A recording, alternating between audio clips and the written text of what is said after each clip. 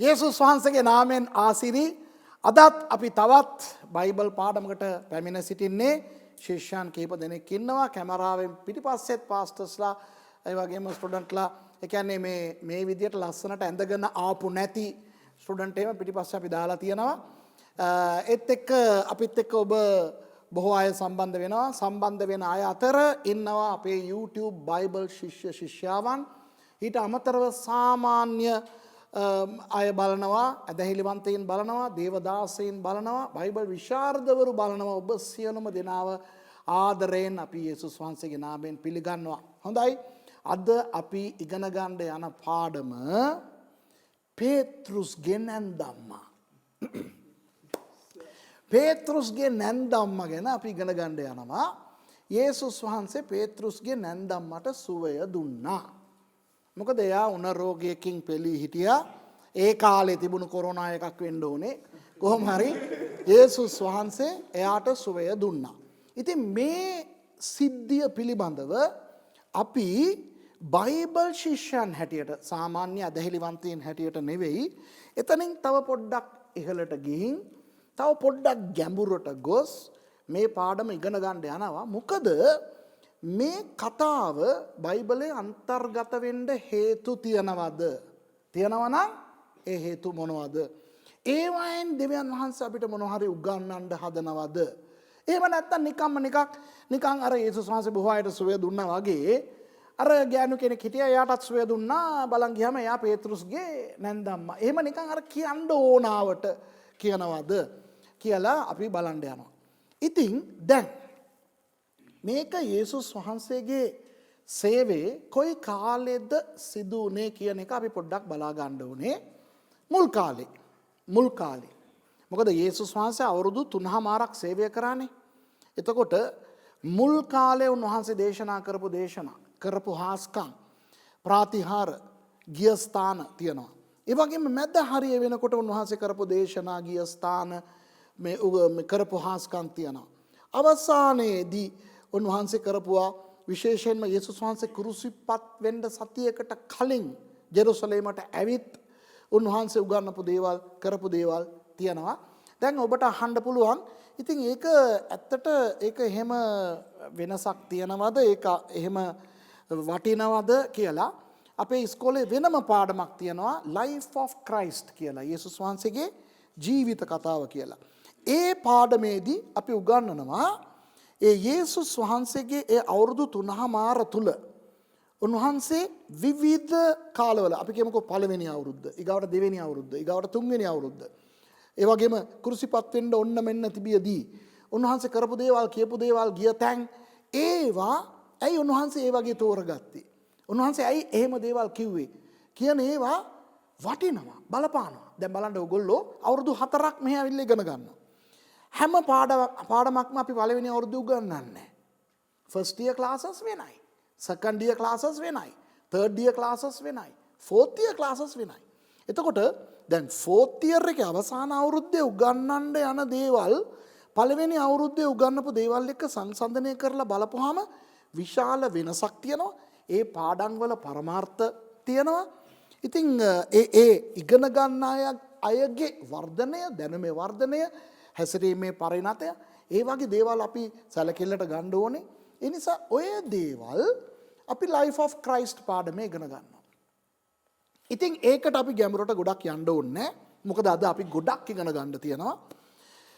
හැබැයි මේ කතාව මම කියනකොට ඔයගලන්ට කියන්න ඕනේ යේසුස් වහන්සේගේ සේවයේ ආරම්භ කාලේ වගේ පළවෙනි මාස කිහිපය තුල දේවක හලෝ මා දිහා බලන්න මෙයා දිහා බලන්න එපා. හරි?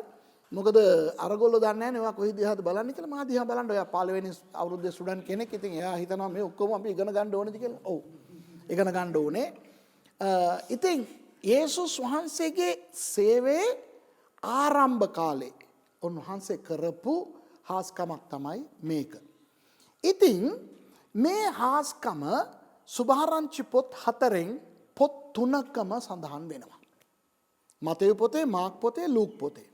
එතකොට යොහන් පොතේ ඕක සඳහන් වෙන්නේ නැහැ. ඉතින් ඕවත් අපිට බලපානවා. දැන් විශේෂයෙන්ම අපේ බයිබල් ඉස්කෝලේ තියෙනවා තවත් පාඩමක් සිනොප්ටික් ගොස්පල්ස් කියලා. මතෙව් මාක් ලූක් පොත් 3 විතරක් උගන්වන පාඩමක්. ඊගාවට යොහන් සුභාරංචි පොත විතරක් උගන්වන තනි පාඩමක් තියෙනවා. ඇයි අපි ඒ සුභාරංචි පොත් 4 3ක් වෙනම එකක් වෙනම බෙදලා තියෙන්නේ? ඒකට හේතු තියෙනවා. මොකද මතෙව් මාක් ලූක් කියන සුභාරංචි පොත් 3ම මාංශයක් හැටියට එහෙම නැත්නම් මිනිස්සෙක් හැටියට ආපු දෙවියන් වහන්සේගේ මනුෂ්‍යත්වය පෙන්වන්නේ. මනුෂ්‍යත්වය පෙන්වන්නේ. නමුත් යොහන් පොත මිනිස්සෙක් හැටියට ආපු යේසුස් වහන්සේගේ දේවත්වය පෙන්වන්නේ. ඒ නිසා සිනොප්ටික් ගොස්පල්ස් සුන් කියන්නේ එක, ඔප්ටික් කියන්නේ බැල්ම, එක විදියට බලන්න පුළුවන් සුභාරංචි පොත් කියලා මතෙව් මාක් ලූක් කියලා පොත් තුනක් අපි වෙනම ඉගෙන ගන්නවා. යොහන් සුභාරංචි පොත වෙනම ඉගෙන ගන්නවා. එතකොට ඕගොල්ලෝ මේ YouTube එකේ බලන කට්ටිය ඕගොල්ලෝ අනිවාර්යයෙන්ම බලන්න ඕන ඉගැන්වීම් තමයි. දැන් අපේ YouTube බයිබල් ශිෂ්‍යයන් නම් ඕගොල්ලන්ට ඒක අනිවාර්යෙන් කරන්න මේගොල්ලෝ යවලා ඇති විස්තර. නමුත් අනිත් අයට කියන්නේ ඒකේ අපි උගන්වලා තියෙනවා මොළ 4 පිළිබඳව. මොළ 4. ඒ කියන්නේ මිනිස්යාගේ ඔළුවේ මොළේ තියෙනවනේ සාමාන්‍යයෙන් මේ ගොඩක් කට්ටියට නැහැ. ඉතින් නැති කට්ටිය ඒ ගැන දුක් වෙන්න ඕනේ නැහැ. ඉතින් මේ මොළ 4 මනෝවිද්‍යාවෙන් අපි 4කට බෙදලා ආයන්න මොලේ, ආයන්න මොලේ, ඇයන්න මොලේ, ඈයන්න මොලේ කියලා අපි බෙදලා තියෙනවා. අපි නෙවෙයි මම ඔක කරේ. මතෙව් පොත ලියලා තියෙන්නේ අර ආයන්න මොලේ තියන අයට. මේ මාක් පොත ලියලා තියෙන්නේ ආයන්න මොලේ තියන අයට. මේ ලූක් පොත ලියලා තියෙන්නේ ඈයන්න මොලේ තියන අයට. එතකොට යොහන් පොත ලියලා තියෙන්නේ මේ ඈයන්න මොලේ තියන කට්ටියට. එතකොට මේ සුභාරංචි පොත් 4ෙන්ම යේසුස් වහන්සේව දැනගෙන යේසුස් වහන්සේව පිළිගන්න බැරි මිනිස්සු ඉන්නවා නම් ඒගොල්ලන්ට මොලයක් නැහැ. එච්චරයි ඉතින් අපි කියන්න තියෙන. යේසුස් වහන්සේව පිළිගත්තේ නැති කට්ටියට යේසුස් වහන්සේව ඔය සුභාරංචි පොත් වලින් බලා ගන්න පුළුවන් තරම් මොලයක් නැහැ. ඒ නිසා අපි ඒගොල්ලන්ට මොලයක් හදලා දීලා හිටන් සුභාරංචිය දේශනා කරන්න ඕනේ. ඉතින් ඊට පස්සේ ඒ මොළ 4 ගැන උගන්වනවා විතරක් නෙවෙයි. ඒකේ මම උගන්වනවා මතෙව් පොතේ පෙන්වන්නේ යේසුස් වහන්සේව රජතුමා හැටියට යුදෙව්වන්ට කියලා. මාක් සුභාරංචි පොත පෙන්වන්නේ රෝමානුවන්ට යේසුස් වහන්සේ සේවකයෙක් කියලා.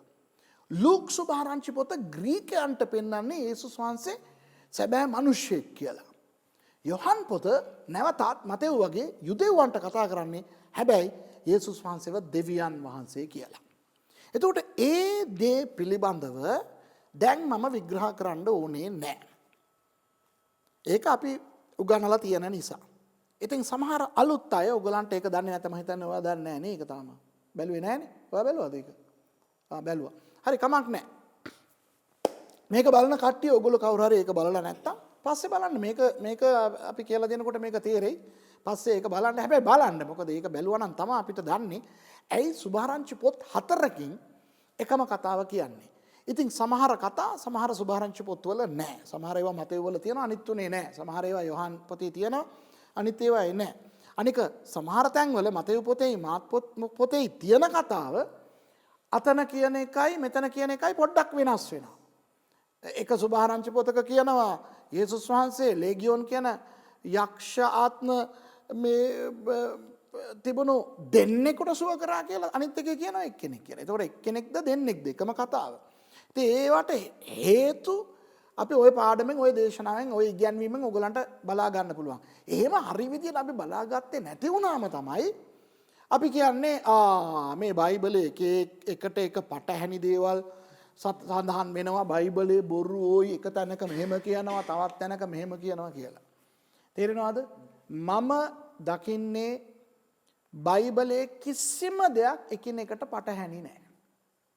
හැම දෙයක්ම ගානට ශුද්ධාත්මයන් වහන්සේ දීලා තියෙනවා. මොකද කර්තෘවරයාණෝ ශුද්ධාත්මයන් වහන්සේ. හොඳයි ඉතින් අද පාඩමට අපි යමුකෝ. පේත්‍රුස් මේ ඔයගොල්ලෝ කවුරු හරි හොමිලටික්ස් කරලා තියෙනවද? හොමිලටික්ස් දේශනා ශිල්පය මේ පාස්ටර් ඩෑනි පිටිපස්සේ ඉන්නවා අපේ බයිබල් කොලෙජ් එකේ. පාස්ටර් ඩෑනි තමයි දේශනා ශිල්පය උගන්වන්නේ සාමාන්‍යයෙන් අපි දේශනා ශිල්පය උගන්වද්දී ඔයගොල්ලෝ කවුරුත් ඉගෙනගෙන නැද්ද තාම? ඉගෙනගෙන තියෙනවා. ඉතින් 3 point sermon හදන්න කියලා තියලා තියෙනවා නේද? ඒ කියන්නේ බයිබල් පදයක් ඒක තියෙනවානේ. topical sermon, textual sermon, expository sermon, historical incident sermon, biographical sermon කියලා එහෙම තියෙනවා. උඹලා උඩ මෙහෙම බලන්න එපා. එයි ඒක එනකොට හොම්බෙන් යයි ඒව ඔක්කොම තියෙනවා. ඒව ඔක්කොම hermeneutics ඉගෙන ගන්න ඕනේ, homiletics ඉගෙන ගන්න ඕනේ. ඉතින් ඒ වගේ ඔක්කොම තියෙනවා. නිකන් මේ අපි සුදාත්මයන් වහන්සේ කිව්වා කියලා ගිහිල්ලා දේශනා කරපුවාම හොම්බෙන් යන අවස්ථා තියෙනවා. ඉතින් ඒ නිසා ඒ කියන්නේ පොඩ්ඩක් ඉන්න බයිබල් ඉස්කෝලේ ගිහිල්ලා homiletics, hermeneutics, theology ඉගෙන ගත්තේ නැති අයව දෙවියන් වහන්සේ පාවිච්චි කරන්න බෑ කියන අදහසක් නෙවෙයි මම මෙතන පෙන්නන්නේ. ඒ වගේ හොඳට දේශනා කරන, ඒ කියන්නේ බයිබල් කොලෙජ් ජීවිතයට ගිහින් නැති හැබැයි හොඳ විදියට දෙවියන් වහන්සේ පාවිච්චි කරන බොහෝ දේවදාසයන් ඉන්නවා. ඒගොල්ලෝ අපි මෙච්චරක්වත් අපි සුළු කොට හිතන්න හොඳ නැහැ. ඉතින් ඔය මේ දේශනා මේ පාඩම බලන ඔබ කවුරු හරි එවන් කෙනෙක් නම් ඔබ ගැන අව탁සීරු කරගන්න එපා. ඔය homiletics, hermeneutics, theology ඉගෙනගෙන පිස්සු නටනෙවුන් ඉන්නවා ඕනතරම්. නේද? ටයිටල් ගහගෙන, ඩිග්‍රී ගහගෙන පිස්සු නටනෙවුන් ඉන්නවා. ඒ නිසා එහෙම ඔයගොල්ලෝ අව탁සීරු කරගන්න එපා. දැන් ඔයගොල්ලෝගේ ජීවිත ඔයගොල්ලෝ බයිබල් ස්කූල් ආවනේ. ආවනම් පුතේ අපි උගන්වනවාමයි. උගන්වන්න නැතුව ඔයගොල්ලෝ එළියට යවන්නේ නැහැ. ඇයි? බයිබල් ඉස්කෝලේ ගිහිල්ලා ඉගෙනගෙන ඊට පස්සේ ගිහිල්ලා නිකම් මේ සුදාත්මයන් වහන්සේ ලිදරව් කරා කියලා බොරු දේශනා කරන එකට අපි විරුද්ධයි. ඉතින් ඒ නිසා අපි homiletics, hermeneutics එහෙම පාවිච්චි කරන්න ඕනේ. ඉතින් ඒ ටික්ස් එක්කම තියෙන්නේ අපි බයිබල් ස්කූල් ආපු නිසා. හොඳයි. homiletics වල අපි උගන්වනවා මෙහෙමයි එක පදයක් අරගෙන expository sermon කියමුකෝ. ඉතින් අපි පද කීපයක් අරගෙන එහෙම නැත්නම් textual sermon කියමුකෝ. පදයක් අරගෙන ඒක දේශනා කරන එක. එතකොට මේ කතාව කේරළේ කතාවක්. එතකොට මේක මම හදපු කතාවක් නෙවෙයි. මට ඇහුණු කතාවක්. ඇත්තද බොරුද දන්නේ නැහැ. හැබැයි වෙන්න පුළුවන්. ඇයි දන්නවද වෙන්න පුළුවන් කියන්නේ? දන්නවද බල්ලෙක් කාලා මැරිච්ච ළමයෙකුගේ මල ගෙදරට ගිහිල්ලා පාස්ටර් කෙනෙක් දේශනා කරපු පදේ මොකද්ද කියලා? පිලිප්පි 3:2 බල්ලන්ගෙන් ප්‍රවේශම් වන්න. ඕයි මේක ඇත්ත. ඒක පෞල්තුමා පිලිප්පිවරුන්ට කියන්නේ බල්ලෝ කියලා ව්‍යාජ ගුරුවරුන්ට. මේ හාදයා ගිහිල්ලා බල්ලන්ගෙන් ප්‍රවේශම් වන්න ඒක තමයි දෙවියන් වහන්සේ කියලා තියෙන්නේ. ඉතින් අපි නොසැලකිලි වුණාම ඔහොම තමයි කියලා දේශනා කරලා තියෙනවා. දැන් අපේ කතාවට එමුකෝ. ඔන්න කේරළේ පොරක් දේශනා කරනවලු කරුණු 4ක දේශනාවක්. මොනවද දන්නවද දේශනාවේ පදය? පේත්‍රුස්ගේ නැන්දම්ම උනෙන් පෙළුණේය. පළවෙනි පොයින්ට් එක. පේත්‍රුස්ගේ අම්මා නැන්දම්මා උනෙන් පෙළුණේය. මතෙවුස්ගේ නෙවෙයි. පාවුල්තුමාගේ නෙවෙයි. රෝමානුවන්ගේ නෙවෙයි. ග්‍රීකයන්ගේ නෙවෙයි. නමුත් යේසුස් වහන්සේගේ ප්‍රධාන ගෝලයෙක් වන පේත්‍රුස්ගේ නැන්දම්මටම උනාවනම් මිත්‍රවරුනි අපෙත් නැන්දම්මලට උනෙන්න. දෙවෙනි පොයින්ට් එක. පේත්‍රුස්ගේ නැන්දම්මට උන නැන්දම්ම උනෙන් පෙළුණේ. සහෝදරිය නෙවෙයි, අම්මා නෙවෙයි, පුංචි අම්මා නෙවෙයි, ලොකු අම්මා නෙවෙයි, පිරිමි කෙනෙක් නෙවෙයි. නැන්දම්මා. ඒ නිසා නැන්දම්මටත් උණ එන්න පුළුවන්. අපෙත් නැන්දම්මලට උණ එන්න පුළුවන්. තුන්වෙනි එක. පේත්‍රුස්ගේ නැන්දම්මා උණෙන් පෙළුණේය. පිළිකාව නෙවෙයි, ටීබී නෙවෙයි, මාරාන්තික කොලරා රෝගය නොවෙයි.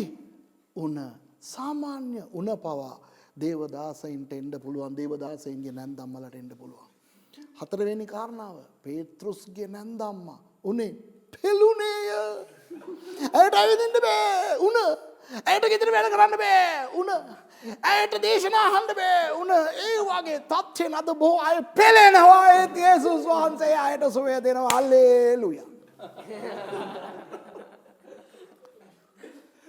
මෙහෙම කියද්දි මම කතාවක් කියනකොට ඇත්ත කතාවක්. මේ අපි පොඩ්ඩක් විහිළු කරලා ජොලියේ ඉගෙන ගන්න එක අවුලක් නෑ නේ. ඕගලන්ට කැමති නැත්නම් පොඩ්ඩක් ෆාස්ට් ෆෝවර්ඩ් එකට ගිහිල්ලා ආත්මික පැත්ත විතරක් බලා ගන්න. මං වගේ මිනිස්සු ඉන්නවනේ මේ කතාව අහන්න. මේ ඇත්ත කතාවක් කියන්නේ කේරළේ කියනකොට ඔන්න 91ද කොහෙද 93ද කොහෙද මන් දන්නේ නැහැ. ඔන්න මං කේරළේ ගිහින් ඉන්නවා බයිබල් ඉස්කෝලේ එක දේශනා කරන්න. ආත් එක්ක මර්සි සිස්ටර් ඇවිල්ලා ඉන්නවා. ඊට පස්සේ තව ඒ කාලේ මගෙත් හිටපු ගෝලෙක් ජොන්සන් කියලා ජොනි කියලා එයාත් ඇවිල්ලා ඉන්නවා. බයිබල් ඉස්කෝලේ ස්ටුඩන්ට්ස්ලා ඉන්නවා හොගාලා 100 ගණන් ශිෂ්‍යයෝ ඉන්න බයිබල් ඉස්කෝලේ කෝට්ටයම් වල කේරළාවල කෝට්ටයම් වල. එතකොට මේ පැත්තේ පිරිමි ළමයි මේ පැත්තේ ගෑනු ළමයි ස්ටුඩන්ට්ස්ලා ඔක්කොම ඉඳගෙන ඉන්නවා. පිටිපස්සේ ලෙක්චරර්ස්ලා ඔක්කොම ඉඳගෙන ඉන්නවා. දැන් මම දේශනා කරනවා. මම ඉංග්‍රීසියෙන් දේශනා කරන්නේ. මට පරිවර්තනය කරන එක්කෙනෙක් මලයාලම් වල. මගේ දේශනාවේ මාතෘකාව වෙන මොකද්ද එකක් මට දන්නේ නැහැ මතක නැහැ මොකද්ද කියලා. ඒකෙදි මම නිකන් සාමාන්‍යයෙන් කිව්වා අර දෙවියන් වහන්සේ දානියෙල්ව සිංහ ගුහාවෙන් බේරුවා වගේ කියලා කිව්වා. දැන් අරයා ඒක කියනකම් මම ඉංග්‍රීසියෙන් කියනවා. Well, you know, it's just like God protecting Daniel from the lions in the lion's den. එතකොට ඒක යා මලයාලම් වල කියන්න ඕනේ. පොර කියන්න ගත්තේ කොහොමද දන්නවද? මං කියන්නේ මං සිංහලෙන් කියන්නම්. එයා මලයාලම් වල කියපු එක. මිත්‍රවරුනි, ඒ දානියෙල් දෙවියන් වහන්සේට වංකව සිටපු අවස්ථාවේ ඒ මිනිස්සුන්ගේ කුමන්ත්‍රණය කරන කොටගෙන සිංහෙන්ගේ ගුහාවට දැන් මම බලන් ඉන්නවා. යහෝ මම මේ මොනවත් කිව්වේ නෑ නේ ඔය. මං නිකම්ම මට ඊළඟ ඒ වාක්‍යය ඉවර කරලා මං යන්න ඕනේ. දැන් අම්මා මුත් කියනවා ඒ රාත්‍රියේ ඒ සිංහෙන් ඒ දානියෙල්ව කන්නේනකොට දේව දූතෙන් ඇවිල්ලා උන්ගේ මුඛ වහගත්තා. දෙවියන් වහන්සේ බේරුවා. ඔන්නේ දෙවන්නේ සූචික්කමේ කියලා ගානකට. ඉඳාම්මා මුන් සේරම නැගිටලා මුන් හලෙලුයා ඇත්ත මං කියන්නේ මේ පස්සේ ගිහිල්ලා මනසක් අයින් අහන්න මේ ඇත්තද කියලා. මෙහෙම මම දැන් මට එන්න අප්සෙට් අයි දන්නවද? මොකද මම රිවයිවල් මීටින් එකක් ගෙනියනවානේ. මම නිකන් කියපු කතාවකට. මගේ දේශනාව තව තියෙනවානේ. දැන් ඉවර කරයිද? අම්මා යනවා දිගට හරහට ගිහිල්ලා එකෙක් ලල්ලල්ලල්ල ගහනවා කරනවා ගෑණියෙක් වැටෙනවා රෝල් වෙනවා. පිටිපස්සේ ඉඳගෙන මර්සි ජොනි මන් දිහා බලනවා. මං උන්ගේ මොනවද? ඔක්කොම විනාඩි 20ක් විතර මුන් ගෙනියලා ඊට පස්සේ හිමීට කූල් වෙන්න ගත්තා. හිමීට කූල් වෙලා කට්ටිය දැන් ඉඳ ගන්නවා. දන්නවනේ අර රිවයිවල් එකක් පිටිදීමක් ඉවර වෙලා ඉඳගන්නේ. අර හිමීට අරයා නැගිටිනවා ඔක්කොම කියලා මේ පොර ලෙන්ස්ව ගත්තා. පියද ගත්තා. ඕකේ පාස්ටර්.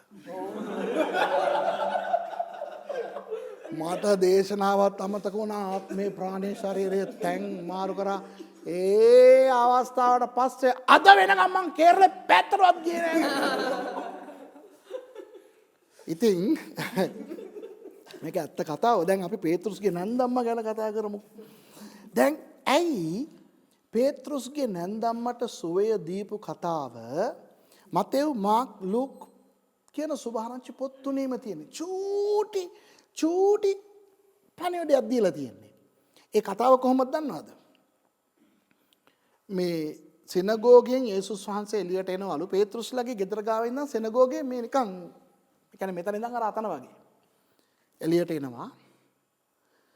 පේතෘස්ගේ ගෙදරට යනවා. නැන්දම්ම අසනීපෙන් ඉන්නවා. නැන්දම්මට සුවය දෙනවා. නැන්දම්ම නැගිටලා මේගොල්ලන්ට මේ කණ්ඩ හදලා දීලා පොඩ්ඩක් ගන්න නැද්ද? වැඩ එහෙම කරලා දෙනවා. එතකොට මේ චූටි සිද්ධිය ඇයි මතෙව් මාක් ලූක් පොත් තුනේම තියෙන්න ඕනේ. ඊළඟ එක තමයි ඔය පද 2යි 3යි ඕකට ඕනේ ඔය කතාවට. ඔය චූටි කතාව ඒ තුන් දෙනාම එකම විදියට කියන්නේත් නැහැ. අරයා කියන සමහර ඒවා මෙයා කියන්නේ මෙයා කියන සමහර ඒවා අනිත් එක්කෙනා කියන්නේ අනිත් එක්කෙනා කියන සමහර ඒවා පළවෙනි එක්කෙනා කියන්නේ. ඒතර අපි කල්පනා කරන්න වෙනවනේ මේ ඇයි ඒ වගේ අර චූටි සිද්ධිය එකම විදියට කියන්න තිබ්බනේ. ඔන්න ඔතනට තමයි අපේ අර සුභාරංචි පොත් ඇයි උන්වහන්සේ 4ක් දුන්නේ. 4න් යොහන්න ඕනේ නැහැ අපිට දැන්. මතෙව් මාක් ලූක් ඇයි ලියන්නේ ඒගොල්ලන්ගේ පරමාර්ථ මොකක්ද කියන එක අපිට අදාළ වෙන්නේ. දැන් අපි මේ පද කියවලා ඇතුළට යන්න කලින් තව එක දෙයක් කියලා යන්න. අහගන්න. මතෙව් තුමා යේසුස් වහන්සේව රජතුමා හැටියට යුදෙවන්ට පෙන්වනවානේ. ඒ නිසා මතෙව් පොතේ පරිච්ඡේද 28ම ඔයගොල්ලෝ කියවලා බැලුවා නම් ඒකේ සේවකයාණෝ හැටියට යේසුස් වහන්සේව පෙන්වන අදහස්. එහෙම නැත්නම් මනුෂ්‍ය පුත්‍ර හැටියට යේසුස් වහන්සේව පෙන්වන අදහස්. දෙවියන් වහන්සේ හැටියට යේසුස් වහන්සේව පෙන්වන අදහස් මතෙව්ට අවශ්‍ය නැහැ. ඒක තේරෙනවද ඔයගොල්ලන්ට? ඒ නිසා මතෙව් පොතේ යේසුස් වහන්සේව සේවකයාණෝ හැටියට, මනුෂ්‍ය හැටියට, දෙවියන් වහන්සේ හැටියට හොයන්න හදන්න එපා. මතෙව් වල ඉන්න යේසුස් වහන්සේ රජතුමාණෝ. මෙෂියස් වහන්සේ. මෙෂියස් වහන්සේ, මෙෂියස් කියන්නේ ග්‍රීක් වලින් ක්‍රිස්ටෝස්, සිංහලෙන් ක්‍රිස්තුස්. ඒ ක්‍රිස්තුස් රජතුමාව තමයි මතෙව් පොතේ බලා ගන්න පුළුවන්. ඒ රජතුමාව මාක් පොතේ හොයන්න එපා. මාක් පොතේ පරිච්ඡේද 16යි තියෙන්නේ පොඩි. මාක් හදිසිකාරයෙක් කඩාගෙන යනවා එයාගේ පොතේ. දෙවෙනි පරිච්ඡේදයේ වෙනකොට හලෝ යේසුස් වහන්සේ හාස්කම් කරනවා මුංගු අහල ගලවගෙන මේ රෝගීන්ව බස්සනවා. තේරෙනවද? එතකොට අර යේසුස් වහන්සේගේ බෙත්ලහෙම් කතාව ඒ අනම්මනං දූතයෝ ආපු එක අර ග්ලෝරියා ඒව මොනවත් නැහැ. ඒකේ යේසුස් වහන්සේව මනුෂ්‍ය පුත්‍ර හැටියට, දේව පුත්‍රය හැටියට, රජතුමා හැටියට බලන්න එපා. ලූක් පොතේ යේසුස් වහන්සේව දෙවියන් වහන්සේ හැටියට බලන්න එපා. රජතුමා හැටියටත් බලන්න එපා, සේවකයා හැටියටත් බලන්න එපා. මනුෂ්‍ය පුත්‍රයා. යේසුස් වහන්සේ 100% මනුෂ්‍යෙක් හැටියට නේ ආවේ. අවතාරයක් නෙමෙයි උන්වහන්සේ. උන්වහන්සේ මනුෂ්‍යෙක් හැටියට ආවේ. ඒ වගේ යොහන් පොතේ යේසුස් වහන්සේව රජතුමා හැටියටවත්, මනුෂ්‍ය පුත්‍රයා හැටියටවත්, සේවකයා හැටියටවත් බලන්න එපා. දෙවියන් වහන්සේ හැටියට තමයි බලන්න ඕනේ. ඔක තේරෙනවද ඔයගොල්ලන්ට? එතකොට මේ හතරම අපි එකතු කරලා බලනකොට යේසුස් වහන්සේගේ සම්පූර්ණ චරිතය අපිට දැනගන්න පුළුවන් වෙනවා. නැත්තම් එක පොතකින් අපිට ලැබෙන්නේ යේසුස් වහන්සේගේ 25%ක චරිත ලක්ෂණ පමණයි. ඒක තේරෙනවද ඔයගොල්ලන්ට? ඒ හන්ද තමයි අපි පරිස්සම් වෙන්න ඕනේ යේසුස් වහන්සේ ගැන සුභාරංචි පොත්වලින් ඉගෙන ගන්නකොට. හරි. එතකොට දැන් මේ කතාව පේත්‍රුස්ගේ නැන්දම්මට සුවය දීපු කතාව. මතෙව්, මාක්, ලූක් කියන පොත් තුනේ විතරයිනේ තියෙන්නේ. යොහන් පොතේ නෑනේ.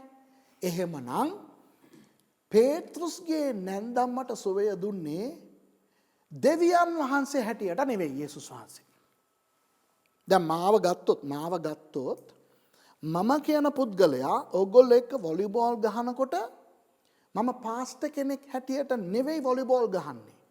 ප්‍රින්සිපල් කෙනෙක් හැටියට නෙවෙයි වොලිබෝල් ගහන්නේ. කවුරු හැටියටද? ක්‍රීඩකයෙක් හැටියට. එතකොට මම වොලිබෝල් ගහනකොට අතන මං කවුද? ක්‍රීඩකෙක්. දැන් මං ක්‍රීඩකෙක්ද? නෑ, මං මෙතන කවුද? ගුරුවරයෙක්. පාස්ටරුත් නෙවෙයි. මෙතන මං එඩේරෙක් නෙවෙයි. මං ප්‍රින්සිපලුත් නෙවෙයි. මම ගුරුවරයෙක්. ඔයගලන්ට කවුද මම? ගුරුවරයෙක්. එතකොට සභාවේ ඉරිදා දේව මෙහෙය පටන් ගන්න වෙලේ ඉඳන් දේව මෙහෙය ඉවර වෙන තෙක් මම කවුද? මං ගුරුවරයෙකුත් නෙවෙයි, ක්‍රීඩකයෙකුත් නෙවෙයි, කාටවත් මම ස්වාමි පුරුෂයෙකුත් නෙවෙයි, තාත්තත් නෙවෙයි, මල්ලිත් නෙවෙයි, අයියත් නෙවෙයි. මම මේ සභාවේ සභා පාලකයා කියන වචනයට මං ආස නැහැ. පාලකයා යේසුස් වහන්සේ. මම එඬේරා. යහපත් එඬේරා වන යේසුස් වහන්සේ යටතේ ඒ සභාවේ එඬේරා. ඒකට ඉංග්‍රීසියෙන් කියනවා පාස්ටර් කියලා. එතන තමයි මම පාස්ටර්. දේව මේ ඉවර වුණාම ඕගොල්ලෝ මාව දකිනවනේ. කොහොමද දකින්නේ? පාස්ටර් කෙනෙක් හැටියටද? නෑ. ඒ වෙලාවේ මම ඕගොල්ලන්ගේ යාළුවෙක්. එච්චරයි. එතකොට මොනොපොලි ගහනකොට දැන් අපි මොනොපොලි ගහලා ආවේ උඩට. ඔයා මට කවුද? ඔයාට මං කවුද? ප්‍රින්සිපලුත් නෙවෙයි, පාස්ටර් නෙවෙයි. ඔයා හරියටම කිව්වා. මොකද්ද? අයියෙන් කියන්නේ මයික් එකට ඇහෙන්න.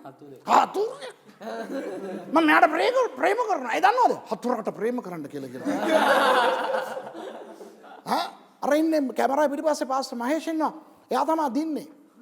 දන්නවනේ මේ බලාගෙන ඉන්න අර අපරදිග පුපුරදිග එයා.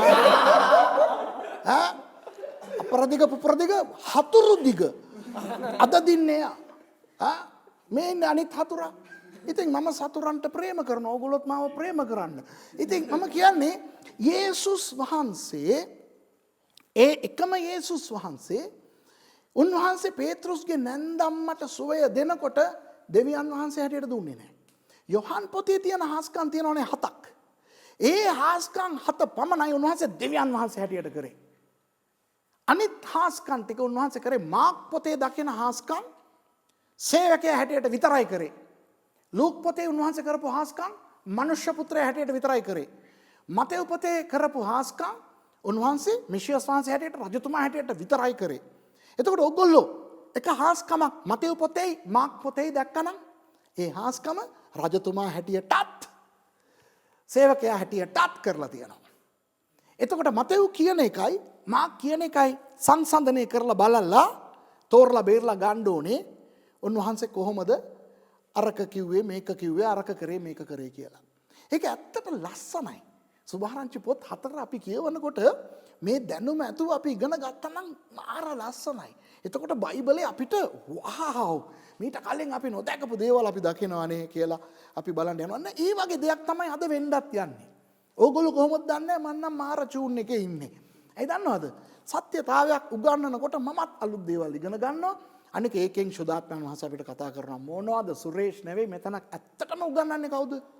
ශුද්ධාත්මයන් වහන්සේ. එහෙනම් අපි මතෙව් පොතට ගිහිල්ලා පෙරලගමු 8 වෙනි පරිච්ඡේදයට ඔන්න චූටි පද කිහිපයක් අපි බලමු 14 සහ 15. ඔන්න පද දෙකෙන් එයාගේ කතාව ඉවරයි. මේ අපි මෙහෙම වැඩක් කරමුද? මෙහෙම වැඩක් කරමුද? මතෙව් මාක් ලූක් තුනේම තියෙන කතාව එක පාරක් අපි කියලා කියව ගමු. ඊට පස්සේ ආයෙ මතෙව් වලට එමු. මොකද පද ටිකයිනේ තියෙන්නේ. හරි. ඔන්න ඔයගොල්ලෝ ලියා ගන්න කට්ටිය ඕවා නෝට් කරගන්න. හරි. ඔන්න මතෙව් 8:14යි 15යි. යේසුස් වහන්සේ පේත්‍රුස්ගේ ගෙට ඇතුල් වූ කල ඔහුගේ භාර්යාවගේ මව් උණ රෝගයෙන් ඔත්පලව ඉන්නවා දැක ඇගේ අත ඇල්ලූසේක. එවිට උණ රෝගය ඇගෙන් පහව ගියේය. ඈ නැගිට උන්වහන්සේට උපස්ථාන කළාය. මතෙව්. අපි යම් මාක් පළවෙනි පරිච්ඡේදයට යන්කෝ. මාක් පළවෙනි පරිච්ඡේදය 35 36 නෑ 29 29 සහ 30 31ත් අපි කියවමු. ඔව්හු සිනගෝගයෙන් පිටත්ව කෙනෙහිම යාකෝබ් සහ යෝහන් සමග සීමෝන්ගේද අන්ද්‍රුගේද ගෙදරට පැමිණියෝය. පේත්‍රුස් කියලා නෑ. සීමෝන්ගේ එයා තමයි පේත්‍රුස්. හැබැයි අතන නෑ යාකෝබ් සහ යෝහන් සහිතව කියලා නෑ. මෙතන තියෙනවා. ඊට පස්සේ සීමෝන්ගේ භාර්යාවගේ මව් උනෙන් ඔත්පලව සිටියාය. එකෙනෙහිම ඔව්හු ඈ ගැන උන්වහන්සේට කීවෝය. ඒක අතන නෑ මතෙව් වල. හරිද? උන්වහන්සේ ඇවිත් ඇගේ අත අල්ලා ඈ නැගිට්ටෙව්සේ කරන්නේ නැගිට්ටෙව්සේක කියන එක අතන නෑ. අතින් අල්ලා තියනවා.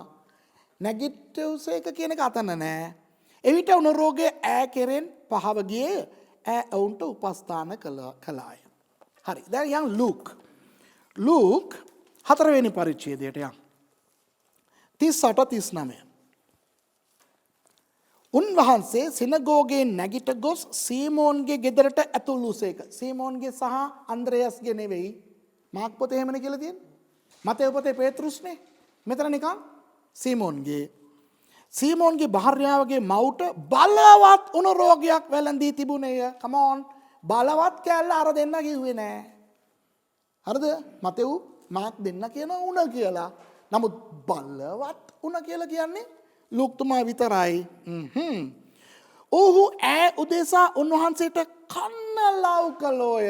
අන්න මතෙව් මාක් දෙන්නම ඕක කිව්වේ නෑ. මාක් කියනවා ඈ ගැන කිව්වෝය කියලා. මෙතන කියනවා කන්න ලව් කියන එකයි කන්න ලව් කරන එකයි වෙනස්නේ නේ. එතකොට උන්වහන්සේ ඈ ළඟ සිට උනට සැර කළසේක. ආහා. ඔය දේ අර දෙන්න කිව්වේ නෑනේ. උණ රෝගය ඇගෙන් පහව ගියේය. එකෙනෙහිම ඈ නැගිට ඔවුන්ට උපස්ථාන කළාය. එකෙනෙහිම. බලන්න ඔය චූටි කතාවේ පොඩි වෙනස් තියෙනවා. හරිද? දැන් තේරෙනවද? මේ නිකන් උඩින් ඔය පද තුන කියුවේ. එතකොට දැන් අපි බැහැලා බලමු මොනවද එතන ඇත්තට උනේ. මං සම්පූර්ණ කතාව කියන්නද? දැන් උණ සම්පූර්ණ සිද්ධිය ඔය තුනම අමුණලා ඔය තුනම එකට අමුණලා මුළු කතාවම මම කියන්නම් 1 2 3 කියලා. ඕකේ?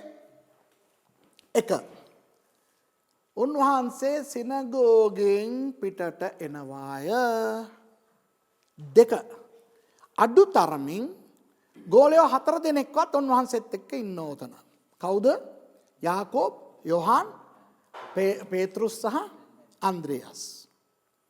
3 කවුදෝ ඇවිල්ලා යේසුස් වහන්සේට කියනවා අන්න මෙයාගේ නැන්දම් මට සනීප නැහැ කියලා. හරි? ඒක ගත්තේ මාක් පොතෙන්. ඊට පස්සේ යේසුස් වහන්සේ ඒ ගෙදරට යනවා. ඇතුල් වෙනකොට එතන ඉන්න අය යේසුස් වහන්සේගෙන් කන්න ලව් කරනවා. අනේ දැක්කද මෙයාට මෙච්චර ඉතින් මෙයාට සුවය දෙන්නකෝ කියලා. එන්න කෙවින්. ඇත්තටම මේ වෙලාවට අපිට ප්ලේන් ටිකක් ඕනෙමයි. thank you. 5 මොනවද? කන්න ලව් කරනවා. ඊට පස්සේ 6 යේසුස් වහන්සේ අනේ පුතේ උඹ කැමරාව සම්පූර්ණයෙන්ම වහගෙන නේ. 6 යේසුස් වහන්සේ නැවෙනවා ඒ නැන්දම්ම ළඟ. ඕකේ? 7 යේසුස් වහන්සේ නැන්දම්මගේ අත අල්ලනවා. 8 යේසුස් වහන්සේ උණට තරවටු කරනවා. 9 ඒ උණ එයාගෙන් ඉවත් වෙනවා. 10 එයා නැගිටලා මේ අයට උපස්ථාන කරනවා. ඔක තමයි සම්පූර්ණ කතාව. එතකොට ඔය සම්පූර්ණ කතාවෙන් මාක්තුමා කියන එක මතයුතුමා කියන්නේ 3 දෙනාම සමහර දේවල් කියනවා. හැබැයි දෙන්නෙක් කියන දේවල් තියෙනවා. දැන් ඒ කියන්නේ මේ මතෙව් විතරයි කියන්නේ පේතෘස් කියලා. අනිත් දෙන්න කියන්නේ සීමෝන් කියලා. හොඳයි? අපි දැන් කතාවට යන්ද? දැන් තේරෙනවද ඔයගලන්ට? මාරයිනේ බයිබලය කියන්නේ නියමයිනේ. මම නම් සන්තෝෂයෙන් ඉන්නේ මේ බලාගෙන ඉන්න කට්ටිය ඔයගොල්ලොත් මේ ප්ලේන් ටිකක් හරි කෝපියක් හරි අරන් පොඩ්ඩක් ගගහ ඉගෙන ගන්න මේක ඉතින් නියමයිනේ නේ. ෂෝක් ප්ලේන් ටික. හොඳයි මතෙව් පොතට යන්. ඉතින් ඔන්න පළවෙනි කාරණාව. යේසුස් වහන්සේ පේතෘස්ගේ ගෙට ඇතුල් වූ කල.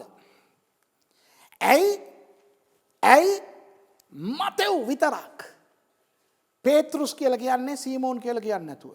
ඒ දන්නවා මෙතනදී මේ කතාවේදී තාම සීමෝන්ගේ නම පේතෘස් කියලා වෙනස් කරලා නැහැ. ඒක දන්නවද ඔයගොල්ලන්ට? යේසුස් වහන්සේ ශිමෝන් බාහ් යෝනා. ඒ කියන්නේ යෝනා කියන පුද්ගලයාගේ අර මාළුවා ගිල්ල යෝනා නෙවෙයි. යෝනා කියන පුද්ගලයාගේ පුතු දෙන්නෙක් හිටියා. එක්කෙනෙක් අන්ද්‍රේයස්, එක්කෙනෙක් සීමෝන්. ඒ සීමෝන් කියන එක්කෙනාව පේතෘස් කියලා නම වෙනස් කරේ උඟ කාලයකට පස්සේ. යොහන් බවතිස්ත එහෙම මැරිලා ඊට පස්සේ ෆිලිප්පි කයිසරියා කියන ප්‍රදේශයේ යේසුස් වහන්සේ ඉන්නකොට යේසුස් වහන්සේ ගෝලෙන්ගෙන් අහනවා මේ මං ගැන මුන් මොනවද බං මිනිස්සු කියන්නේ කියලා. ඒතකොට ඒගොල්ලෝ කියනවා මේ එක්කෙනෙක් කියනවා ඔබ වහන්සේ එලියා කියලා, එක්කෙනෙක් කියනවා ඔබ වහන්සේ පරණ කිවිසුමේ ප්‍රොෆෙටවරයෙක් කියලා, එක්කෙනෙක් කියනවා ඔබ වහන්සේ යොහන් බවතිස්ත නැවත නැගිටලා ඇවිල්ලා කියලා. යේසුස් වහන්සේ අහනවා හරි උඹලා මොනවද කියන්නේ? එතකොට ශීමෝන් පැනගෙන කියනවා ඔබ වහන්සේ ජීවමාන දෙවියන් වහන්සේගේ ක්‍රිස්තුස්. ඔබ වහන්සේ ජීවමාන දෙවියන් වහන්සේගේ ක්‍රිස්තුස්. එහෙම නැත්නම් මෙෂියස් වහන්සේ රජතුමා කියලා. එතකොට තමයි යේසුස් වහන්සේ කියන්නේ මාංශයත් රුධිරයක් උඹට ඕක එළිදරව් කරේ නෑ. පියාණන් වහන්සේ තමයි එළිදරව් කරේ. අද ඉඳලා උඹ මගේ කේෆා. කේෆා කියන්නේ පෙට්‍රොස් ග්‍රීක් වලින්. එතකොට මතෙව් විතරක් එයාගේ නම ශීමෝන් කියලා කියන්නේ නැතුව පේතෘස් කියලා කියන්නේ ඇයි දන්නවද? මෙයා තමයි යේසුස් වහන්සේව ක්‍රිස්තුස් වහන්සේ කියලා ඉස්සෙල්ලාම ප්‍රසිද්ධියෙන් ප්‍රකාශ කරේ. මරුනේ ගේම. දැක්කද? හැබැයි මේ වෙනකොට මේ කතාව වෙනකොට එයාගේ නම තාම විනාශ වෙලා නැහැ සීමෝන්. හැබැයි මතෙව් කියනකොට කියන්නේ මෙයා තමයි පේතෘස්.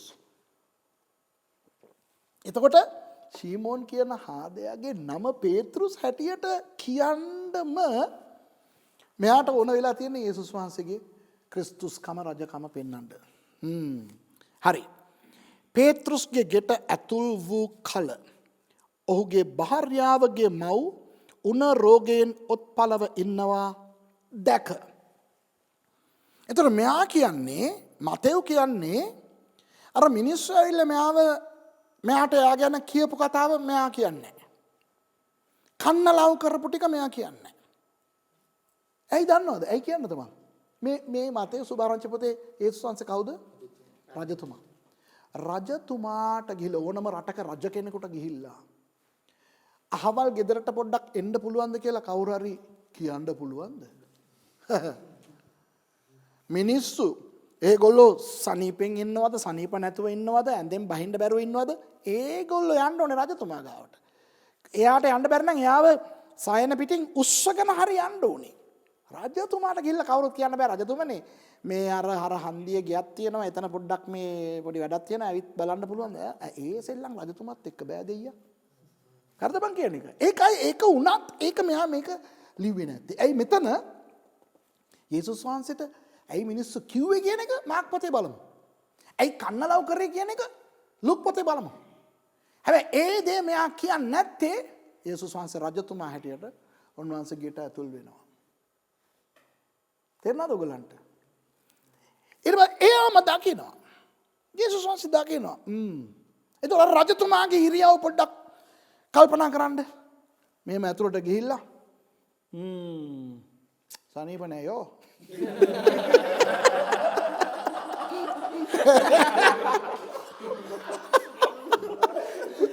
දන්නෝ දනිති.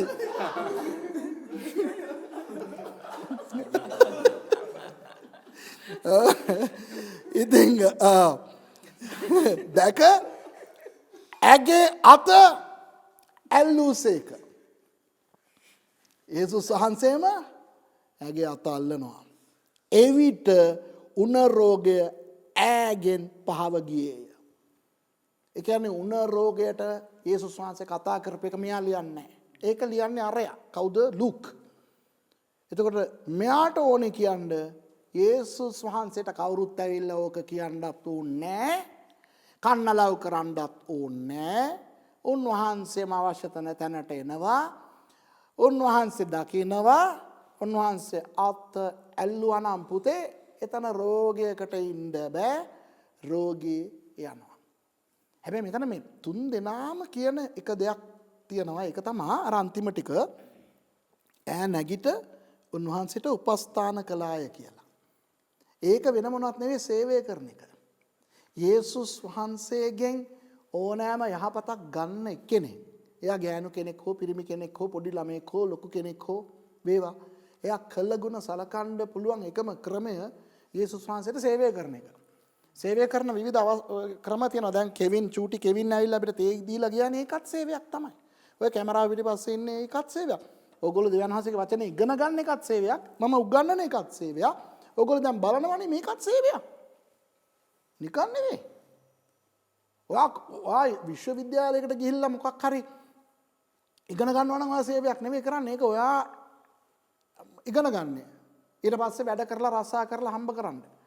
හැබැයි ඔයා වචනේ ඉගෙන ගන්නේ හම්බ කරන්න නෙවෙයි. වචනේ ඉගෙන ගන්නේ වචනය දැනගෙන තව තවත් දෙවියන් වහන්සේට ප්‍රශංසා කරන්න. ඒක සේවය. ක්‍රිස්තියානිකාරයා වචනය ඉගෙන ගන්න එකත් සේවයක්.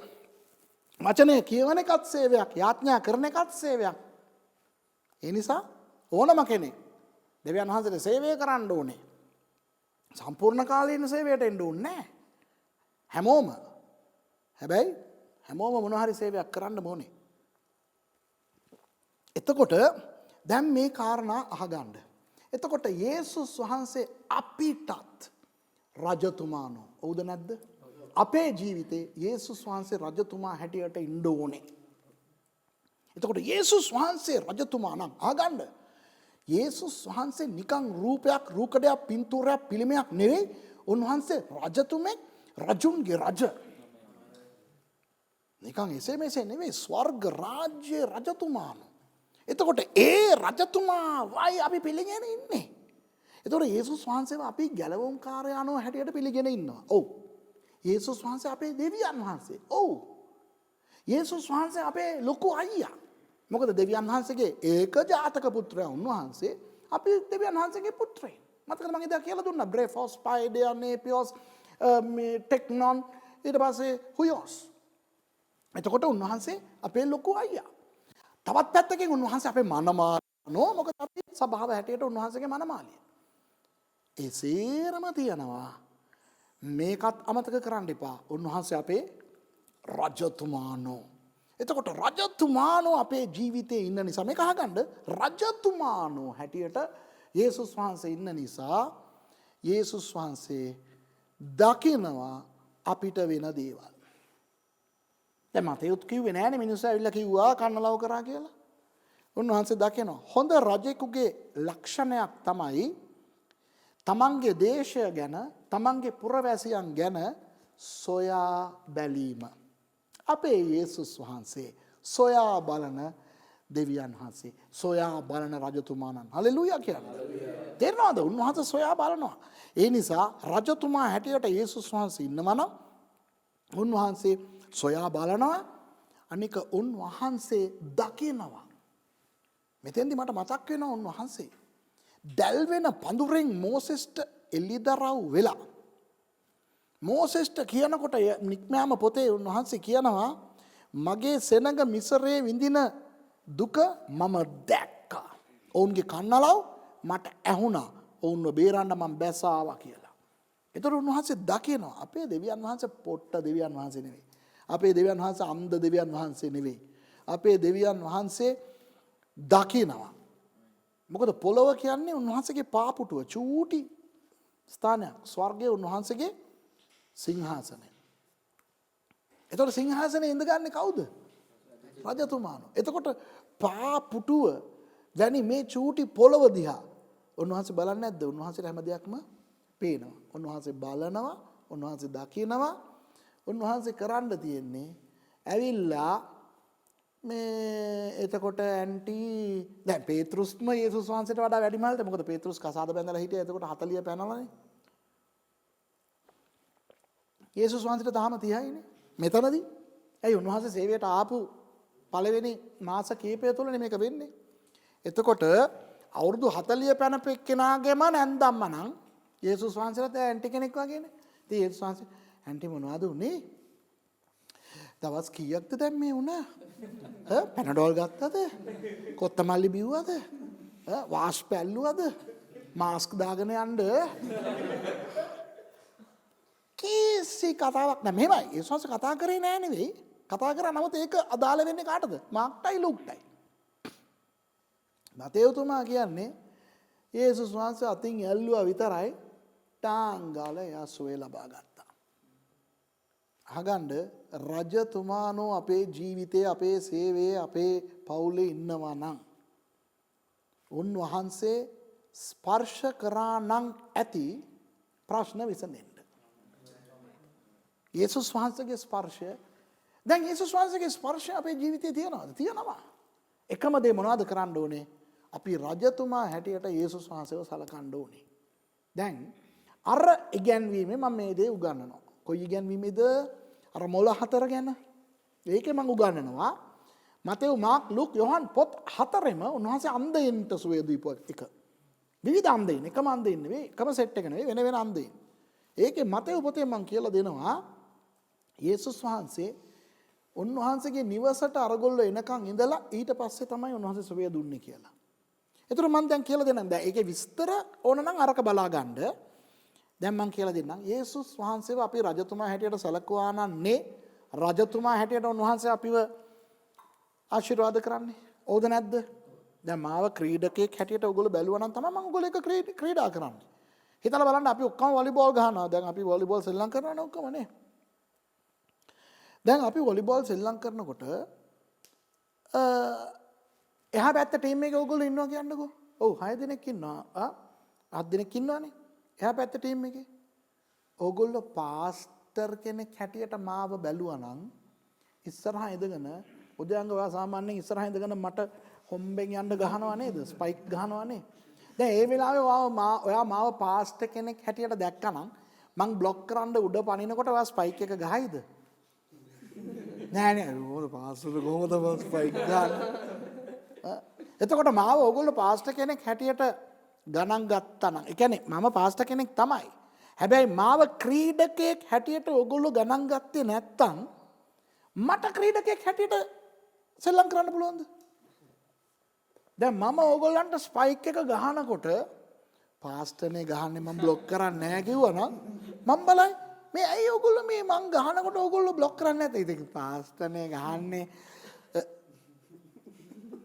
මේ හිටියා පාස්ටර් සේකර්, අපේ මස්කෙලිය පාස්ටර් සේකර්.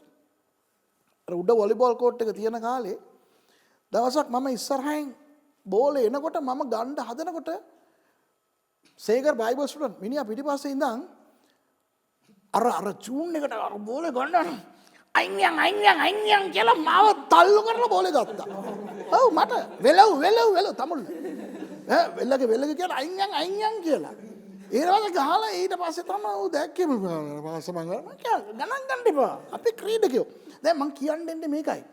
දැන් ඕගොල්ලෝ මගෙත් එක්ක ක්‍රීඩා කරනකොට ඕගොල්ලෝ මාව ක්‍රීඩකයෙක් හැටියට බැලුවේ නැත්තම් මට ක්‍රීඩකයෙක් හැටියට කටයුතු කරන්න බෑ.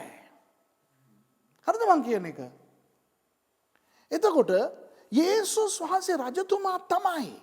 හැබැයි අපි යේසුස් වහන්සේව රජතුමා හැටියට ගණන් ගත්තේ නැත්නම් යේසුස් වහන්සේ රජතුමා හැටියට වැඩ කරන්න බෑ. ඒ පොයින්ට් එක තේරෙනවද ඔයගොල්ලන්ට? එතකොට අද ගොඩක් ක්‍රිස්තියානිකාරයෝ යේසුස් වහන්සේව කොහොමද දන්නවා තියන් ඉන්නේ? යේසුස් මට ආදරේ, යේසුස් මගේ සුවය, යේසුස් මගේ ජීවනය, යේසුස් මගේ සෑම දේ ඔක්කොම ගැති හොඳයි. ඒක ඔක්කොම හොඳයි. හැබැයි යේසුස් වහන්සේව රජතුමා හැටියට ගණන් ගත්තේ නැත්නම් යේසුස් වහන්සේ රජතුමා හැටියට වැඩ කරන්නේ නැහැ. යේසුස් වහන්සේව රජතුමා හැටියට ගණන් ගන්න ඕනේ කොහොමද දන්නවද? සභාවට ගිහිල්ලා. මොකද සභාවේ තමයි උන්වහන්සේ රජතුමා හැටියට හැසිරෙන්නේ. සභාව තමයි උන්වහන්සේගේ රජ මැදුර. අහගන්න ඔබගේ සභාව චූටි එකක් වෙන්න පුළුවන්. ඒ කියන්නේ කඩේක උඩ තට්ටුවේ මේ තෙරපිලා ඔයගොල්ලෝ දේව මෙහෙයක් කරනවා වෙන්න පුළුවන්. ගහක් යට වෙන්න පුළුවන්. ලොකු සභාවක් වෙන්න පුළුවන්. නමුත් සභාව කියන්නේ රජ මැදුර. කාගේද? යේසුස් වහන්සේගේ. ඒ නිසා සමහර මිනිස්සු සභාවට යන්න කැමති නැහැ. දැන් ඉතින් කොරෝනා නිසා සභාවට කොහොමදත් යන්න බෑ ගොඩක් සභාවන්ට. ගෙවල් වල මේ දේව මෙහෙයන් පවත්වනවා ඒවා හරි. හැබැයි සමහර අය තෙලට සභාවට යන්නේ නැහැ දන්නවද? ඇහුවම කියනවා ඔය සභාවේ ඉන්නේ ඔක්කොම හොරු. ඉතින් තුඹත් හොරු, ඉතින් උන්නුත් හොරු, ඉතින් හොරු ඔක්කොම එකතු වෙලා පවිත්‍ර වෙලා නොහොරු වෙලා මේ ස්වර්ගයට බලයල්ලා වැඩ ඉවරයිනේ. නිකම් මෙයා හොරෙක් නෑ වගේ මෙයා සභාවේ ඉන්නේ ඔක්කොම හොරු කියලා කියන්න පුළුවන්ද? එහෙම කියන්න පුළුවන්ද? යේසුස් වහන්සේ ළඟට ආවා ගෑණියෙක් අරගෙන, අර මග්දලායේ මරියාව අරගෙන ඇවිල්ලා කියනවා මේකේ වෛශකම් කරා මෝසෙස් කියලා තියෙන විදියට ගල් ගහලා මරන්න ඕනේ කියලා. දැන් මගේ ප්‍රශ්නේ කොහො? ඒ කියන්නේ දැන් මේකේ වෛශකම් කරා කිව්වනේ. එතකොට ඌකෝ දැන් මෙයාට තනියම වෛශකම් කරන්න බෑනේ. අඩුම තරමින් එක හරි වෛශකම් කරන්න බෑ. ඌ ඇයි ගෙනාවේ නැත්තේ? හොයා ගන්න බැරි වුණාද? නෑ පොඩ්ඩක් ඉන්න. දෙන්නෙක් වැරදි. දැන් මෙයා වෛශ්‍යාවක් නම් මෙයාත් එක්ක වෛශකම් කරපු එකත් වැරදිනේ. ගුටක් ගල් ගහන්න බෑ. ඩබලම ගේන්න බෑ. දැන් වෛශ්‍යාවක් ගණිකාවක් කියන්නේ එක්කෙනෙක් නෙවෙයි. බොහෝ අයත් එක්කනේ ගණිකාකම් කරන්නේ. එතකොට එන්න පෙළපාලියක් එන්න ඕනේ. ගෑණියෙකුයි පිරිමි අය 150 දෙනෙක් ගේන්න ඕනේ. ඊට පස්සේ ඒ සංස්කෘතිය කියන්නේ ස්වාමිනේ මේ සෙට් එකම වෛශකම් කරා කියලා. ගෑණියව විතරක් ගෙනල්ලා දෙනවා. සමහර විට අර ගෑණිත් එක්ක වෛශකම් කරපේ වුණොත් එතන ඉන්න ඇති. ඔව් ස්වාමිනේ. ඔව් මේකේ හරි නෑ. දන්නේ නැහැ. බයිනව් පේලේට කේසස් හිටියක් දන්නේ නැහැ නේ. කියන්නේ මේ දැන් බඩු අරගෙන පස්සේ ගෙවනේ උන් ඉන්නේ. ඒ වගේ මේ ඔයගොල්ලෝ හිතන්න එපා මම මේ ජරා කතා කරනකොට මම දන්නේ කෙනෙක් පිටිපස්සේ ඉන්න පාස්ටර් ඩැනිත් දන්නවා මම කවුරු ගැනද කතා කරන්න කියලා. එක්කෙනෙක් ගණිකාවක් ළඟට ගිහලා ඩිස්කවුන්ට් ඉල්ලුවානේ ඔය. ඔව් මේ නුවරඑළිය බස් ස්ටෑන්ඩ් එකේ ගණිකාව ළඟට ගිහිල්ලා අක්කේ අඩු කරගන්න බැරිද කියලා කියනවා. ඉතින් මං කියන්නේ පොඩ්ඩක් ඉන්න. අද මේ මිනිස්සු වගේ තමයි අද බොහෝ අය ඔය පල්ලියට යන්න බෑ කියලා කියන අය මොනවද දන්නේ කියන්නේ? ඕපෝ ඒ ඕපදූපනේ. ඉතින් ඔයත් ඕපදූපනේ. ඒ ජරා එවුන්නේ නේ. ඉතින් ඔයා හොඳයිද? මේ බොරුවට සභාව දිහා ඇඟිල්ල දික් කරගෙන ඕනම සභාවක හොරු බොරුකාරයෝ ඊර්ෂ්‍යාවන්තයෝ හැමෝම ඉන්නවා. මං කියනවා හොඳ සභාවක් ලෝකේ කවුරු හරි හොයාගත්තා නම් මට කියන්න මම පැනගෙන ඇවිල්ලා ඒ සභාවේ අදහිලිවන්තයෙක් වෙන්නම්. දැන් මම පාස්ටර් කෙනෙක් හැටියට ඉන්නවා. මගේ සභාවේ ඉන්නේ ඔක්කොම හොඳ අයද? නෑ. හොරු. අවුව ඉතින් අප්සෙට් වුණාට කමක් නෑ. කවුද මහා හොරා? මම. ඇයි අපි ඔක්කොම හොරු. අපි ඔක්කොම ජරා අය. අපිව දෙවියන් වහන්සේ පිරිසිදු කරගෙන, සුද්ධ කරගෙන, අපි පිරිසිදු වෙමින්, සුද්ධ වෙමින් කොහොම හරි ස්වර්ගයට යා ගන්න try කරගෙන ඉන්නේ මේ. එතකොට අපි යේසුස් වහන්සේව රජතුමා හැටියට අපි සලකන්න ඕන නම් සභාවට යන්න ඕනේ. මම යන්න තරම් සුදුසු සභාවක් නෑනේ. මහරයිනේ අද සමහර අයට ඒගොල්ලෝ කොච්චර හෝලිද කියනවා නම් ඒගොල්ලන්ට යන්න තරම් සුදුසු සභාවක් තාම දෙවියන් වහන්සේට බැරි වෙලා තියෙනවා නිර්මාණය කරන්න. අවුරුදු 2000ක් වෙලා ක්‍රිස්තියානි. ඔන්න ඔය යන්නලා සභාවට. සභාවේ ඕන ජල්තර වැඩ වෙච්ච අවයි හොර බොරු වංචා තිබිච්ච අවයි සභාවට යන්න. සභාව වචනයට අනුව ඒ කියන්නේ දෙවියන් වහන්සේගේ මූල ධර්ම වලට අනුව යන සභාව නම් ඒකේ යේසුස් වහන්සේ ඉන්නවා. රජතුමා ඉන්නවා. අඩුපාඩු නැති සභාවක් නෑ.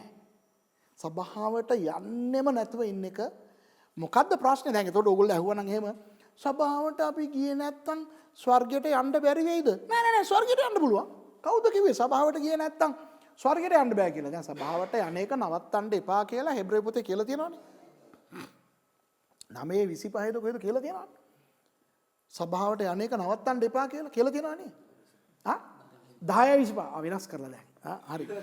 10 9:25 වෙන එක. එතකොට 9:25 තියෙනවද දන්නේ නැහැ. අහන්නකෝ. එතනදි කියලා නෑ එහෙම උඹලා සභාවට ගියේ නැත්තම් උඹලා නරකාදියට යයි කියලා. කියලා තියෙනවද? කියලා තියෙනවද? නෑ. එහෙනම් මොකද්ද? සභාවට ගියේ නැතත් අපිට ස්වර්ගයට යන්න පුළුවන්.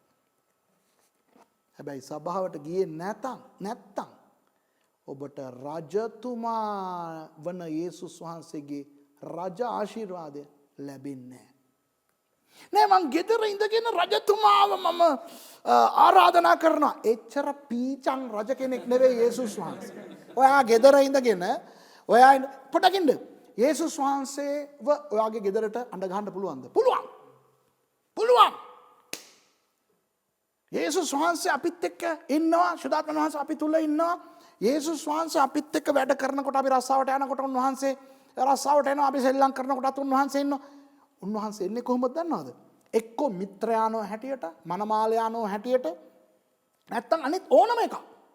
දෙවියන් වහන්සේ හැටියට. ඒ ඔක්කොම ඔට්ටුයි. හැබැයි රජතුමා හැටියට ඔයගොල්ලන්ගේ ගෙවල් වලට රින්ගන්නේ නැහැ යේසුස් වහන්සේ. ඔයගොල්ලන්ගේ වැඩපළට රින්ගන්නේ නැහැ යේසුස් වහන්සේ. වගේ යාඥා කාමරයට රින්ගන්නේ නැහැ යේසුස් වහන්සේ. තේරෙනවද? ඒ කියන්නේ දැන් මම ක්‍රීඩකයා නෙවෙයි. මම ඒ සුරේෂ්ම තමයි. ඒ බාබුම තමයි. අර ඔයගොල්ලෝ එක්ක වොලිබෝල් ගහන එකම තමයි. හැබැයි මම දැන් වොලිබෝල් ගහන්න එකෙක් නෙවෙයි. තේරෙනවද? දැන් මම පාස්ටරුත් නෙවෙයි. දැන් මම නිකම් බයිබල් ගුරුවරයෙක්. ඒ වගේම මම වොලිබෝල් ගහනකොට මම බයිබල් ගුරුවරයෙක් නෙවෙයි. කොහොමද අපි පාස් කර ගහනකොට පාස්ටර් එතකොට අර තියොලොජි එක මොකද්ද? ඒක බං දැන් මෙහෙමනේ හොමිලටික්ස් වල ගම අන්න ස්පයික් එක. එතන කියනවා එහෙම බෑනේ. හරිද මං කියන එක? ඔයාලට තේරෙනවද? කරුණාකරලා මේක දැනගන්න. ඕගොල්ලෝ සමග යේසුස් වහන්සේ ඉන්නවා. ඕගොල්ලන්ගේ ගෙදරට යේසුස් වහන්සේ එනවා. යේසුස් වහන්සේ ඕගොල්ලොත් එක්ක. හැබැයි රජතුමා හැටියට නෙවෙයි.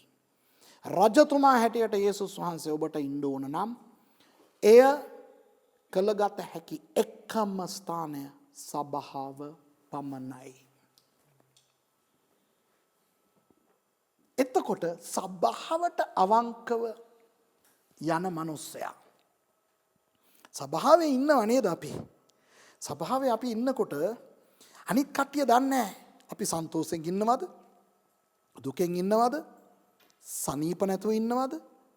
අපේ අඩුපාඩු මොනවද? සභාව තුළ ඉන්න රජතුමා අපි කියන්න නැතුවම උන්වහන්සේ දන්නවා අපේ දේවල්.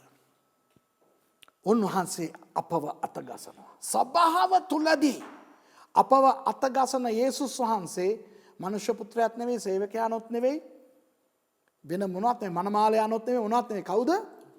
රජතුමා. රජතුමා යේසුස් වහන්සේ ඔබව අතගසන්න ඕනද? සභාව තුළට යන්න ඕනේ. දැන් දන්නවද සභාව තුළ මම මිනිසුන්ට අත තියන්නේ නැත්තේ?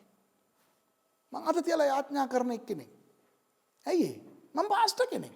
නිකන් නෙවෙයි, පෙන්තකොස්ත පාස්ටර් කෙනෙක්. හලෝ, අත තියලා යාඥා කරන්නේ නැති පෙන්තකොස්ත පාස්ටර්ලා ඉන්නවද? ඉන්න පුළුවන්ද? බෑ. බයිබලයේ තියනවද නැද්ද අත තියන එක? තියනවා. හැබැයි ඉරිදා දේව මෙහෙය තුල පටන් ගත්ත වෙලේ ඉඳන් අවසාන වෙනකන් මම කාටවත් අත තියලා යාඥා කරන්නේ නැහැ. ඔයගොල්ලෝ කවුරු හරි දැකලා තියනවද? ඇයි ඒ? මං කියන රජතුමාණෙනි යේසුස් වහන්සේ ඔබ වහන්සේ හැම කෙනාම ඉබේම ඔබ වහන්සේ අත ගසනවා. සභාවට එන හැම කෙනාම උන්වහන්සේ අත ගසනවා. උන්වහන්සේ මා අත ගසපුවාම මේ කුණු බාබුගේ අත මොකටද හලු? කියන්නේ? තේරුණාද මං කියන එක? එච්චරයි. ඉතින් එතකොට පාස්ටර් අනිත් පාස්ටර්ලා එතකොට ඉරිදා සභාවේ අත තියලා යාඥා කරන්න හොඳ නැද්ද? නෑ. අනේ එහෙම මං කියන්නේ. ඒගොල්ලන්ගේ ක්‍රියාව, ඒගොල්ලන්ගේ ක්‍රමය එක කරගෙන ගියාවයි කරුණා කරලා මාව වෙන පාස්ටර්ලා එක්ක සංසන්දනය කරන්න එපා. මම මගේ එකට කියන ඉංග්‍රීසියෙන් කන්වික්ෂන් කියලා. ඒක මොනවද කියන්නේ සිංහලෙන්? මගේ என்ன சொல்றது தமிழ்ல? කන්වික්ෂන්. ඒක මගේ ඇදහිල්ලක් නෙවෙයි. මගේ ක්‍රමය, කොල්ගයි, මගේ ප්‍රතිපත්තිය. එච්චරයි. ඉතින් මගේ ප්‍රතිපත්තිය හරි කියලා මං කියන්න ඉන්නේ නෑ. හැබැයි මම උගන්වන මේ කාරණාව හරි. මොනවද දන්නවද? ඔබ සභාව තුල විතරයි යේසුස් වහන්සේව රජතුමා හැටියට දැක ගන්න පුළුවන්.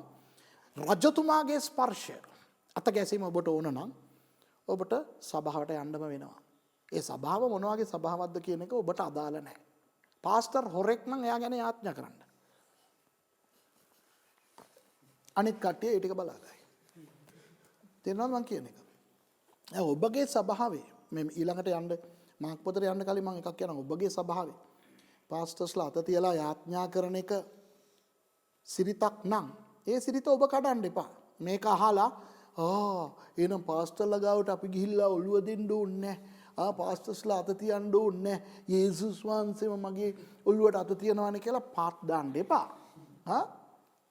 ඒක මම හිතන්නේ අපිට තේරෙනවනේ නේ. උගලන්ට තේරෙනවනේ මම මොකද්ද මේ කියන්න හදන්නේ කියලා. හරි. එතකොට එහෙම තමයි රජතුමානෝ පේතෘස්ගේ නැන්දම්මට සුවය දුන්නේ. දැන් අපි බලමු සේවකයානෝ යේසුස් වහන්සේ සේවකයානෝ හැටියට කොහොමද සුවය දුන්නේ කියලා. ඔන්න 29 මාක් 1:29. ඔව්හු සිනගෝගයෙන් පිටත්ව ආ කෙනෙහිම යාකෝබ් සහ යොහන් සමග සීමෝන්ගේද අන්ද්‍රුගේද ගෙදරට පැමිණියෝය. සිනගෝගයෙන් එනවා කියන්නේ මොකද්ද? ඊට කලින් ඔයගොල්ලෝ කියවලා බැලුවා නම් සිනගෝගයේ මොනවද වෙන්නේ? දේව මෙහෙයක් පවත්වනවා ඒගොල්ලෝ. එතකොට මේ සිනගෝගයේ මේගොල්ලෝ දෙවියන් වහන්සේට නමස්කාර කරනවා. ඒ රබ්බිතුමාගේ දේශනාව අහනවා. ඊට පස්සේ යේසුස් වහන්සේ සිනගෝගයට ගියා කියන්නේ අනිවාර්යයෙන්ම එතනත් උන්වහන්සේ කට්ටියට සුවය දෙනවා. උන්වහන්සේත් මොනවා හරි එකක් කතා කරනවා. කොටින්ම කියනවා නම් සාමාන්‍යයෙන් දේව මෙහෙයක් ඉවර වෙලා අපි යනකොට අපිට කොහොමද මහන්සියක් තියෙන්නේ? ඒ වගේ මහන්සි වෙච්ච අවස්ථාවක් මේ. ඒක තේරෙනවද ඔයගලන්ට? කියන්නේ දැන් නම් වෙන මොනවත් කරන්න බෑ. දැන් ගිහලා කෑමක් එහෙම කන්න ඕනේ. දැන් නම් බඩගිනේ. ඇයි? සම්පූර්ණ දේව මෙහෙකට සහභාගී වෙලා. එහෙමනේ අපි නේද? යථාර්ථය පොඩ්ඩක් හිතලා බලන්නකෝ. අපි පල්ලියට ගියා නම් අපි පොඩ්ඩක් මහන්සි, පොඩ්ඩක් කෑම එහෙම කාලා, වතුර ගුරක් බීලා ඊට පස්සේ තමයි අනිත් ඕනම දෙයක් කරන්නේ. එහෙම මහන්සි වෙලා එනකොට මෙයාගේ ගෝලියොත් එක්ක ගිහින් තියනවා. ඒ වෙනකොට 4 දිනෙකගේ නම් අපිට මෙතන සඳහනුත් වෙනවා. එතකොට සීමෝන්ගේ භාර්යාවගේ මව් උනෙන් ඔත්පලව සිටියාය. එතකොට මේක මෙතන සීමෝන්ගේ භාර්යාවගේ මව් කියලා කියන්නේ මොනවද දන්නවද? මේක සීමෝන් නෙමෙයි. සීමෝන් නම් ගෝලෙක්. ඒ ගෝලයාගේ භාර්යාවගේ අම්මා. ඒ කියන්නේ යේසුස් වහන්සේ මෙච්චර මහන්සි වෙලා ඉන්න අවස්ථාවේ ඒ වගේ කෙනෙක් ගැන මෙයා සලකන්න ඕනේ හදිසිය. එයා එච්චර වැදගත් නෑ. දැන් කොහොමද ඒක කියන්නේ? දැන් මෙහෙමයි. දැන් අපේ සංස්කෘතියේ නැන්දම්මලා වැදගත්. සමහර අයට නැන්දම්මලා කොච්චර වැදගත්ද නම් ඒගොල්ලන්ගේ සිතුම් පැතුම් එයා ඉක්මනට මැරෙන්න ඕනේ කියන එක. එච්චරට වැදගත්. අනේ එයා ඉස්සල්ලාම ස්වර්ගයට යනවා නම් මට හරි ආසයි. දැන් අපේ සංස්කෘතියේ නැන්දම්මලා සමහර අයට නැන්දම්මලා සමහර අය නැන්දම්මලට ගොඩක් ආදරේ හොඳ නැන්දම්මලා ඉන්නවා. ඒ වගේ සමහර අය නැන්දම්මලාට එක්ක හොඳ මිත්‍රශීලීව ඉන්නවා. හැම නැන්ද කෙනෙක්ම හොඳ නැති කෙනෙක් නෙවෙයි. ඒ වුණාට යුදෙව් සංස්කෘතියේ නැන්දම්ම කියන්නේ යා කාන්තාවක්නේ. කාන්තාවන්ට එච්චර වැදගත්කම් දුන්නේ නැහැ. දන්නවද? දන්නවනේ මං කියලා දීලා තියෙනවනේ ඔයගොල්ලන්ට වෙන පාඩම් වල. යේසුස් වහන්සේගේ කාලේ කාන්තාවන්ට එච්චර ලොකු සැලකිල්ලක් දෙන්නේ නැහැ. කාන්තාවක් අසනීපව ඉන්නවා කියලා එයාව බලන්න කවුරුත් යන්නේ නැහැ. ඒ වගේ සංස්කෘතියක් ඒ.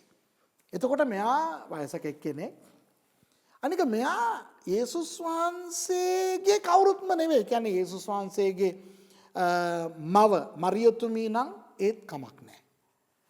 නැත්තම් පස්සේ කාලේ යේසුස් වහන්සේට බෙතානියාවේ හොඳ මිත්‍රයෙක් හම්බුණානේ ලාසරස් කියලා. ඒ ලාසරස්ට සහෝදරයන් දෙදෙනෙක් හිටියනේ මාතා මරියා කියලා. ඒගොල්ලෝ නම් ඒත් ටිකක් හරි කමක් නැහැ කියමුකෝ. මේක ඒ අවස්ථාවේ යුදෙව් රබ්බි කෙනෙක් හැටියට ආපු යේසුස් වහන්සේට ඒ සිනගෝගයෙන් එළියට ආපු අවස්ථාවේ ගිහිල්ලා මෙයාට යාඥා කරන්න තරම් එයා වැදගත් කෙනෙක් නෙවෙයි. ඒකයි මම කියන්න හදන්නේ ඔයගලන්ට. ඒක තේරෙනවද ඔයගලන්ට? පේත්‍රුස්ට වැදගත් වෙන්න පුළුවන්. ඒ වුණාට යේසුස් වහන්සේට වැදගත් නැහැ. බලන්න මොනවද වෙන්නේ කියලා. එකෙනෙහිම ඔහු ඈ ගැන උන්වහන්සේට කීවෝය. කන්නලව්ක ලෝය නෙවෙයි. ඒක තියෙන ලුක් පොතේ. මතේ පොතේ කවුරුත් ඇවිල්ලා යේසුස් වහන්සේට කිව්වා කියන කතන්දරෙම නැහැ. මොනවද කියන්නේ? කීවෝය. කියනවා කියන්නේ මොකද්ද? දැන් මෙතන මොනවද කියලා තියෙන්නේ? මෙයාට සුවය දෙන්න කියලානේ. සුවය දෙන්න කියලානේ කියන්නේ. ඇයි මාක්තුමා ඉල්ලීමක් කරාය කියලා කියන්නේ නැත්තේ? මෙතන ඉල්ලීමක් කරා කියලා තියෙනවද? බලන්න ඉල්ලීමක් කරලා නෑ. නැත්තම් කන්නලව් කරා කියලා තියනවද? නෑ. බගෑපත්ව අයදීමක් කරා කියලා තියනවද? නෑ. කියනවා කියන්නේ මොකද්ද? දැන් සාමාන්‍යයෙන් ඔයා වැඩ කියන්නේ කාටද? සේවකයෙකුට. වැඩ කියන්නේ ඔයාට වඩා ලොකු එක්කෙනෙකුට වැඩ කියන්නේ නැහැ. ඔයාට වඩා ලොකු එක්කෙනෙකුට මොකක් හරි දැන් ජොනීට මේ කෝප්පේ එතනට ඕනේ නම් ඔයා මට කියන්න පුළුවන් පාස්ටර් මට කෝප්පේ දෙන්න කියලා. ඔයා කොහොමද කියන්නේ? කෝප්පේ දෙන්න? එහෙම කියයිද? කොහොමද කියන්නේ? දෙන්න පුළුවන්. පාස්ටර් කෝප්පේ පොඩ්ඩක් දෙනවද? අර ඔයාගේ අර හඬින් ඔයාට වැඩිය වයසෙන් ලොකු ඔයාගේ ගුරුවරයාට දිය යුතු ගරුත්වය දීලා තමයි ඔයා මේක ඉල්ලන්නේ. එතකොට ඔයා මොනවද කරන්නේ? ඉල්ලීමක් කරන්නේ. මට කෝප්පේ දෙන්න පුළුවන්ද කියලා. ඒකම මම ජොනීගෙන් ඒ කෝප්පේ ඉල්ලනවා. ජොනී කෝප්පේ දිය. ඇයි මෙයා මට වඩා පොඩි. එතකොට මෙතන මිනිස්සු යේසුස් වහන්සේට ඇවිල්ලා අරයට සුව කරන්න කියලා ඉල්ලීමක් කරලත් නැහැ, කන්නලව් කරලත් කරා. නමුත් ඒක මෙයා කියන්නේ කියපු ටික විතරයි.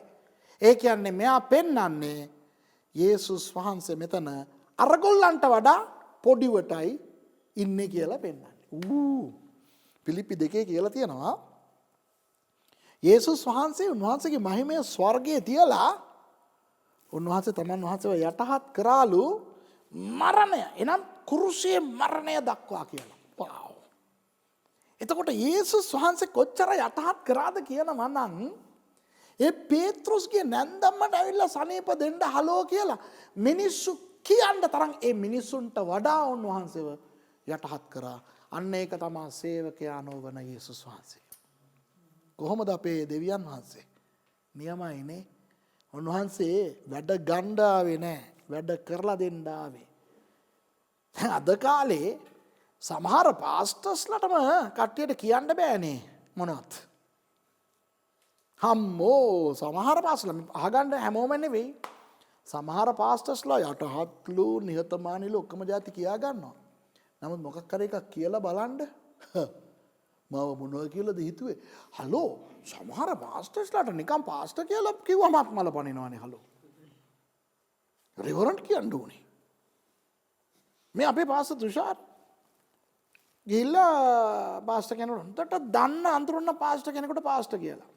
එයා කියවල මෙන්න මට පාස්ටර් කියන්න එපා බිෂප් කියන්න කියලා. පාස්ටර් තුෂාර හිතලා මෙයා විහිළුවට කියන්නේ කියලා. පස්සේ කිව්වලු නෑ නෑ මම විහිළුවට නෙවෙයි කියන්නේ සීරියස් කියන්නේ කියලා. තුෂාර් මට ඉඳන් කියන පාස්ටර් මෙන්න මෙහෙම දෙයක් වුණා කියලා. ඉතින් පස්සේ තමයි මම දැනගත්තේ මේක ඇත්ත කියලා. ඉතින් යේසුස් වහන්සේ මොන වගේ යටහත් නිහතමානී තනන් වහන්සේද කියනවා නම් මිනිස්සු ඇවිල්ලා උන්වහන්සේට නිකම්ම නිකන් අර ගෑනු කෙනෙකුට සුවය දෙන්න කියලා කියනවා. යේසුස් වහන්සේ ඒ කීමට කීකරු වෙනවා. මාගේ දෙයනේ. මෙතන යේසුස් වහන්සේගේ කීකරුකම පේනවා. බලන්න ඊළඟට බලන්න. එතකොට කීවෙනි පදයේද? ඈ ගැන උන්වහන්සේට කීවෝය 30 වෙනි පදය. උන්වහන්සේ ඇවිත් ඇගේ අත අල්ලා ඈ නැගිටෙව්සේක. එහෙම කියනකොට යේසුස් වහන්සේද කියලා වගේ. යේසුස් වහන්සේ ඒකට මොනවත් ප්‍රතිවිරුද්ධ කතාවක් කරේත් නැහැ, ක්‍රියාවක් කරේත් නැහැ. උන්වහන්සේ මොනවද කරන්නේ? කියලා ඇතුළට ගිහිල්ලා ඒ නැන්දම්මගේ අත දෙන්නකෝ. අතින් අල්ලලා නැගිටෙව්වා. කොහොමද ඔයා මේ සනීප නැතුව බුදියගෙන ඉන්න කෙනෙක්ව නැගිටවන්නේ කොහොමද? ඔයගොල්ලෝ දන්නවනේ. මේ අත මේ පැත්තේ තියලා නැගිටින්න අම්මා මීට නැගිටින්න. ඒ කියන්නේ නර්ස්ලා කරන්නේ. හෙදියන් නැත්තම් උදව් කරන අය. සාමාන්‍යයෙන් ලෙඩෙක්ව බලා ගන්න කට්ටිය. ඒ වගේ යේසුස් වහන්සේ කරනවා. දැන් උතන ඉන්නවා යාකොබ් ඉන්නවා යොහන් ඉන්නවා. ඇයි හලෝ පේත්‍රුස්ගේ භාර්යාව ඉන්නවනේ. පේත්‍රුස් ඉන්නවා අන්ද්‍රේයස් ඉන්නවා. යේසුස් වහන්සේ එහෙම අත අල්ලන්න ඕන නම් අත අල්ලලා සුවය දීලා දැන් මෙයාව නැගිටවන්න කියන බලන්න බැරිද? අනිත් අවස්ථාවල උන්වහන්සේ එහෙම කරලා තියෙනවද නැද්ද? මෙයාව ගේන්න මං ගාවට. නමුත් මෙතන යේසුස් වහන්සේ මොනවද කරන්නේ? එයා අතින් අල්ලා නැගිටෙව්වේය. බලන්න මේක ලුක්තුමාත් කියන්නේ මතෙව්තුමාත් කියන්නේ. ඇයි මාක්තුමා කියන්නේ? අන්න යේසුස් වහන්සේ ඒ කාන්තාවට වැඩ කරනවා වැඩකාරයෙක් වගේ, හෙදියක් වගේ, ලෙඩෙක් බලා ගන්න එක්කෙනෙක් වගේ. පේනවද ඔය චූටි දේවල් වල තියෙන දේවල්? එතකොට එවිට ඒ කියන්නේ කොයි මොහොතේද?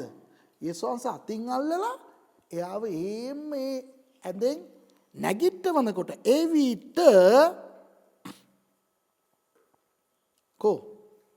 උණ රෝගය ඈ කෙරෙන් පහව ගියේය. ඈ ඔවුන්ට උපස්ථාන කළාය. එතකොට මාක් පොතේ යේසුස් වහන්සේ පේත්‍රුස්ගේ නැන්දම්මට සුවය දීලා තින්නේ කොහොමද? සේවකයා හැටියට. එතකොට අපි යේසුස් වහන්සේ අපිට සේවය කරනවා කියන එක අපිට ධාරණය කරගන්න පුළුවන්ද? නමුත් ඒක තමයි ඇත්ත. උන්වහන්සේ අපිට වැඩ කරලා දෙනවනේ. දැන් මතේ පොත පොඩ්ඩක් පැත්තකින් තියන්න. ඒක රජතුමා. එතකොට අර මං කිව්වේ මතේ පොත කියනකොට ඔයගොල්ලන්ගේ ගෙදරට රජතුමා හැටියට යේසුස් වහන්සේ ඉන්නේ නැහැ කියලා. නමුත් යේසුස් වහන්සේ අපිත් සමග සේවකයාණෝ හැටියට ඉන්නවා. මොන තරම් වාග්යවන්තයින්ද අනේ අපි.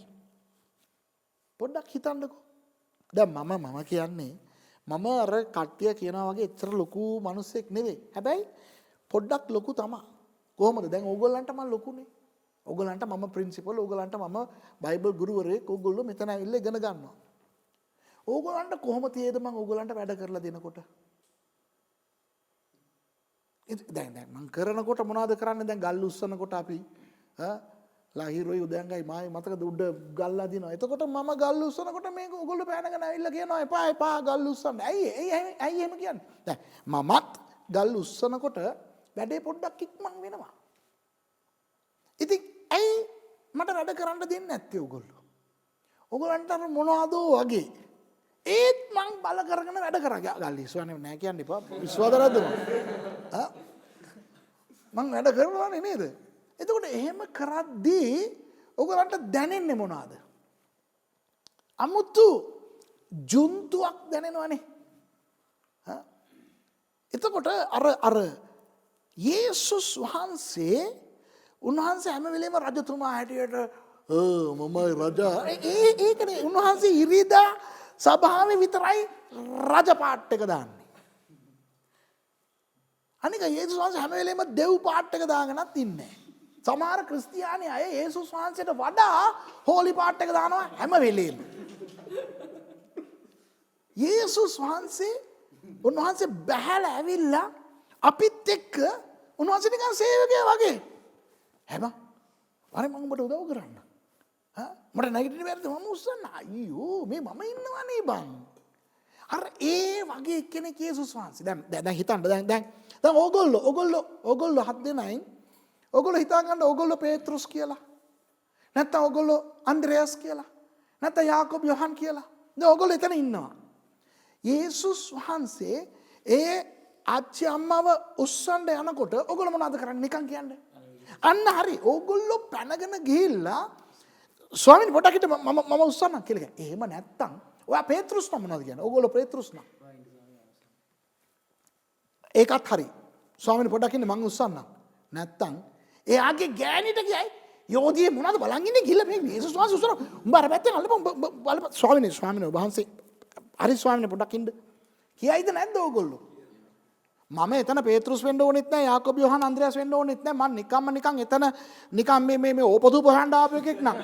ඒත් මම පැනගෙන ස්වාමීනි ඔයා මොන ඔබ වහන්සේ මොනවද පොඩ්ඩක් ඉන්න කියලා මම පැනගෙන උස්සන කොහොමද ආලෝ යේසුස් වහන්සේ මේ ලෙඩ අසනීප ගෑනු කෙනෙක්ව උස්සන්න දෙන්නේ මෙච්චර මිනිස්සු ඉඳ ඇද්දි කවුරුත් නැත්තම් කතන්දරේ වෙනයි. මේ පේත්‍රුස් ඉන්නවා අන්ද්‍රයාස් ඉන්නවා පේත්‍රුස්ගේ ගෑණි ඉන්නවා අනිත් කට තව කොච්චරද මෙයාගෙන් ඇවිල්ලා විශ්වාසයෙන් ඇවිල්ලා කියපු කට්ටියක් ඉන්නවනේ එන සෙනගක් ඉන්නවා.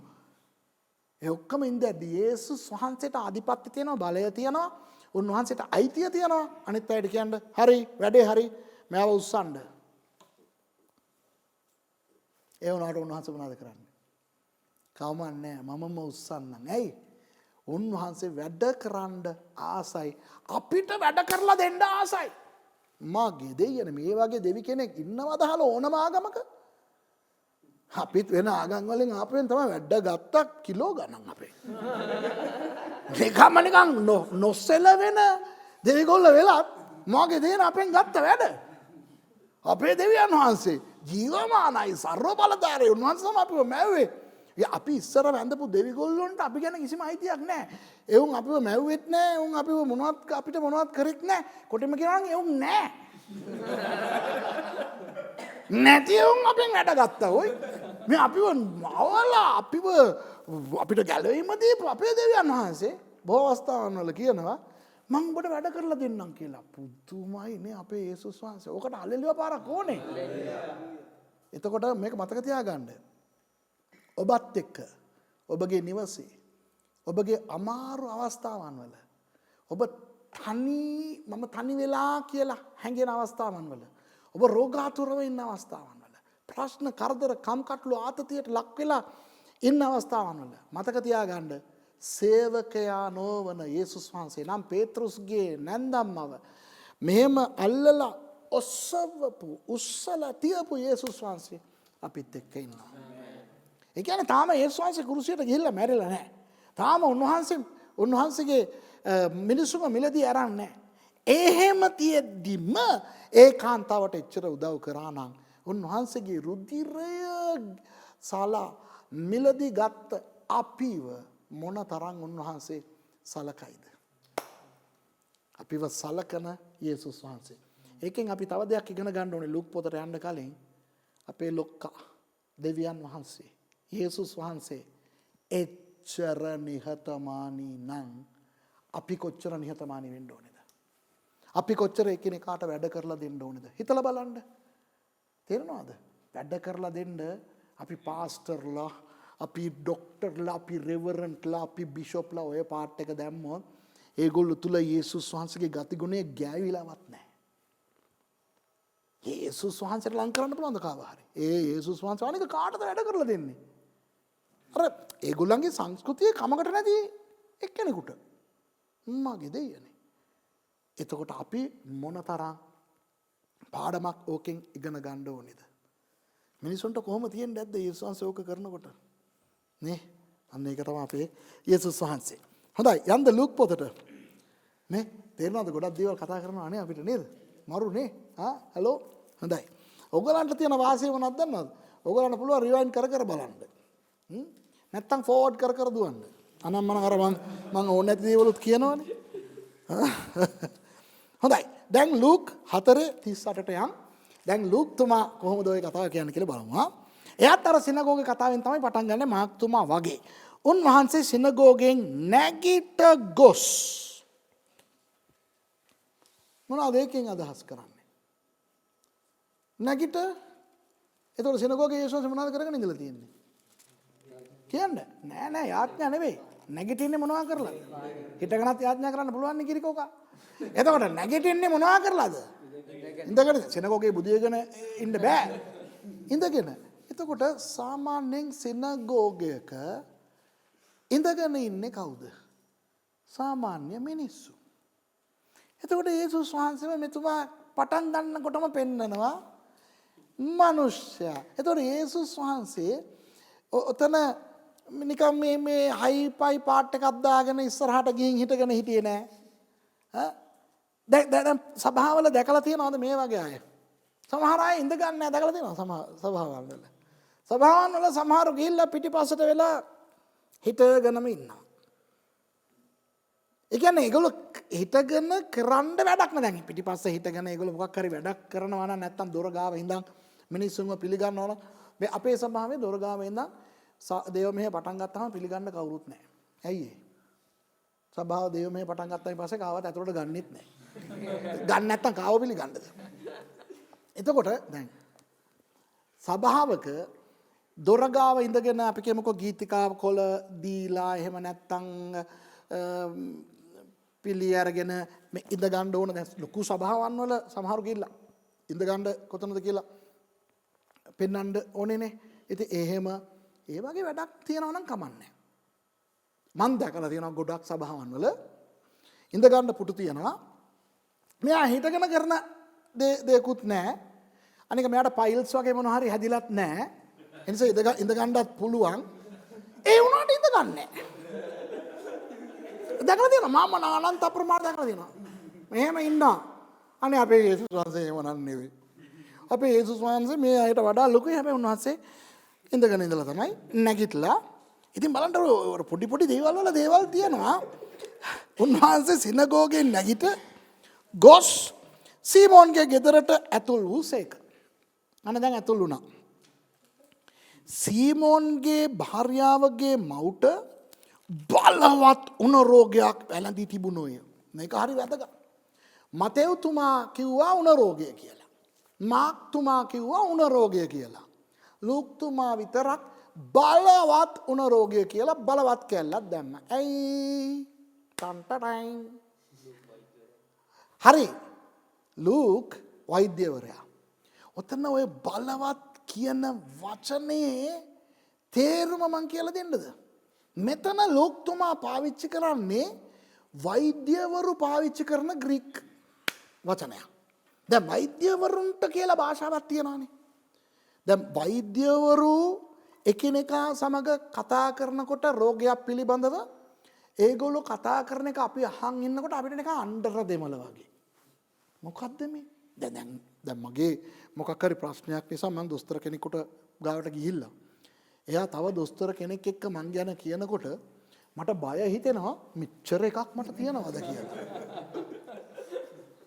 නිකන් සෙම කියලා ගිහිල්ලා කියනකොට ඒගොල්ලෝ එක එක ඒවා කියනවා. මේකට කියනවා mucus, inflammation of mucus, it's benign, don't worry. benign මට B දන්නවා 9 දන්නවා මොකක්ද යකෝ මේ benign හරිද දොස්තර මේ දොස්තර මහත්තරු බලන් ඉන්නවනේ benign ඕගොල්ලෝ කියනවනේ benign chronic මගේ අම්මෝ tonic නේ අපි දන්නේ chronic කොයිද ඒ වගේ දොස්තර මහත්තරු ලියනවා නේද ඒක ෆාමසි කට්ටියට විතරයි ඒක තේරෙන්නේ දන්නවද අපි අන්‍ය භාෂාව කතා කරනවා දොස්තර මහත්තරු අන්‍ය භාෂාව ලියනවා දොස්තර මහත්තයා දෙන බෙහෙත් බලනකොට මොකද්ද මේම හැබැයි ෆාමසියට ගිහලා දුන්නාම වැඩේ හරි මගේ දෙයියනේ ඒ වගේ ලූක් තුමා දොස්තර මහත්තයෙක් අනික ලූක් තුමා කාටද ලියන්නේ තියෝෆිලස් කියන එක්කෙනෙකුට දැන් බයිබලයේ තියෝෆිලස් කවුද කියලා නැහැ හැබැයි අපි බාහිරව ඉතිහාසය හොයාගෙන යනකොට අපි ලූක් තුමා ගැන පොඩි දෙයක් අපිට හොයාගන්න පුළුවන්කම තියෙනවා. දැන් ඒක කොහොමද කින්දමන්ද අපිට අදාළ නැහැ ඕනේ නැහැ. නමුත් බයිබලයේ තුල ලූක් තුමා දොස්තර මහත්තයා කියලා තියෙනවානේ. හරි. තියෝෆිලස් කියන එක්කෙනයි ලූක් කියන එක්කෙනයි එකට මෙඩිකල් කොලෙජ් එකේ ඉගෙන ගත්ත දොස්තර මහත්තුරු කියලා ඉතිහාසයේ සටහනක් තියෙනවා. මේක මම ඉස්සර කියලා සමහර මගෙත් එක්ක ගේම් අදිනවා. ඕක ඔප්පු කරපන් කියලා. ඔප්පු කරපන් කියන මිනිස්සුන්ට මම ඔප්පු කරන්න මම ඊශ්‍රායල් වලට එක්කන් යන්න බෑ. ගිහිල්ලා ඒ ડોකියුමන්ට් පෙන්නන්න බෑ. ඒ ડોකියුමන්ට් කියවන්න මේගොල්ලන්ට ඒ භාෂාව දැනගන්න බෑ. එච්චර රුදාවක් මට නෑනේ. ඒ නිසා මං කිව්වා හරි ආ දොස්තර මහත්තයෙක් නෙවෙයි. අවුලක් නෑ. මම තියෝෆිලස් දොස්තර කෙනෙක්ද නැද්ද අපිට අවශ්‍ය නෑ. මෙයා දොස්තර කෙනෙක් නේ. මෙයා පාවිච්චි කරන මේ වචනය මොනවද දන්නවද? පැතිරිය හැකි භයානක උණක්. දැන් උණ කියලා කියනකොට මැලේරියා තියෙනවා. කොලරා තියෙනවා. ඩෙංගු තියෙනවා. දැන් අපිට දන්නේ උණ කිව්වහම අපිට නිකම්ම නිකන් උණ. සමහරු අර මේ රෙදි කෑල්ලට මොකක් හරි වතුර වගේ මොකක් හරි එකක් තියාගෙන උණ බස්ස ගන්නවා. මහත්මා ගාන්ධි දන්නවද ඉන්දියාවේ? එයා උණ එන හැම අවස්ථාවෙම මේ හරියට මේ ඉන හරියටද මන් දන්නේ නැහැ. වතුරේ බහැලා ඉන්නවා. ඒකට ඊට පස්සේ 50 ගණන් වල ගාන්ධි ට්‍රීට්මන්ට් කියලා කියන්න ගත්තා. දන්නවද? ඔව්. එහෙම කරන අවස්ථා තියෙනවා.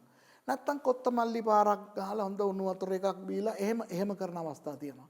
නැත්තම් දැන් මම එහෙමනම් උණක් ආපුවම පැනඩෝල් දෙකක් ගහනවා වැඩේ හරි. හැබැයි දැන් උණක් හැදුන ගමන් දොස්තර මහත්තයා ළඟට දුවන කට්ටිය ඉන්නවනේ. ඉතින් උණක් හැදෙන්න බෑ දොස්තර මහත්තයා ගාවට ගියාම දොස්තර මහත්තයා ඉස්සල්ලා දෙනවා පැනඩෝල් පැරසිටමෝල් මොකක් හරි දීලා කියනවා. ඕක ගන්න තව බෙහෙත් වගේක් එහෙම දීලා කියනවා.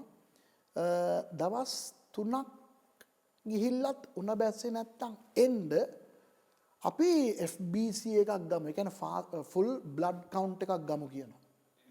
ඇයි? මේක නිකන් උණක් නෙවෙයි. මේක එක්කෝ වෛරස් නැත්තම් බැක්ටීරියා මොකක් හරි එකක් ඇති. ඊට පස්සේ ඒගොල්ලෝ ලේ චෙක් කරලා බලනවා. ඒකෙන් ඒගොල්ලෝ දන්නවා අන්න මෙවැනි විෂ බීජයක් තමයි මෙයාට ගිහින් තියෙන්නේ කියලා. ඒ විෂ බීජයට හරියන ඇන්ටිබයොටික්ස් දෙනවා. හරිනේ? දැන් කොලරා, එතකොට මැලේරියා, ඩෙන්ගු, ජොන්ඩිස් අර කහ උණ ඒක. ඊට පස්සේ ඌරු උණ, කුකුල් උණ, මී උණ, කොරෝනා. ඊට අමතරව තව උණ තියෙනවා. කොළු උණ, කෙලි උණ. ඔව් බං කෙල්ලන්ව දැකපුවාම කොල්ලන්ට උණ ගහනවා.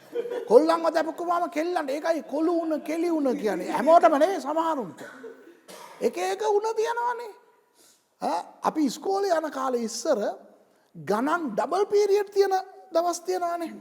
ගණන්ම අපිට පෙන්වන්න බෑ. ඒකත් සමහරවිට ඩබල් පීරියඩ් දානවා. එතකොට අපි උණ හදා ගන්නවා රතුළු උණු. කීල්ලේ ගහගන්න. බොදිය ගන්න උදේ නැගිටිනකොට වාව් ගණන් වලින් බේරෙනවා. ඒ උණ. ඉතින් ඒ වගේ ලූණු උණ, ඌරු උණ, මේ උණ ඔක්කොම જાති තියෙනවා. දැන් මේක අපි කතා කරන්නේ අවුරුදු 2000කට කලින්. අවුරුදු 2000කට කලින් පෙන්සිලින්වත් තාම හොයාගෙන නැහැ, ඇන්ටිබයොටික්ස් නැහැ. එතකොට ඒ කාලේ මෙවැනි මැලේරියා, කොලෝරා, එතකොට ඩෙන්ගු ඒ වගේ ආවා නම් ඒවා සනීප වෙන්නේ නැහැ, මැරෙන්න. ඔව් ඔව් ඔව්, මම වගකීමෙන් කියන්නේ. ඒගොල්ලන්ගේ දෙවිගොල්ලන්ට ඒගොල්ලෝ යාතිකා අයදිනවා. ඒගොල්ලෝ පූජා කරනවා. මොකද ඒගොල්ලෝ මේ වගේ දේවල් වලට බයයි. අනිවාර්යෙන් මැරෙනවා. අනික තව එකක් තමයි පැතිරෙනවා. ඒතර මොනවද? ළඟට යන්නේ නැහැ. දැන් ඒක තමයි ලූක්තුමා මෙතන අදහස් කරන්නේ. ලූක්තුමා අර බලවත් කැල්ල දැම්මේ හේතු දෙකකට. එකක් අපිව දැනුවත් කරන්න මේක නිකන් උණක් නෙවෙයි, හලෝ මේක අර වගේ එකක්.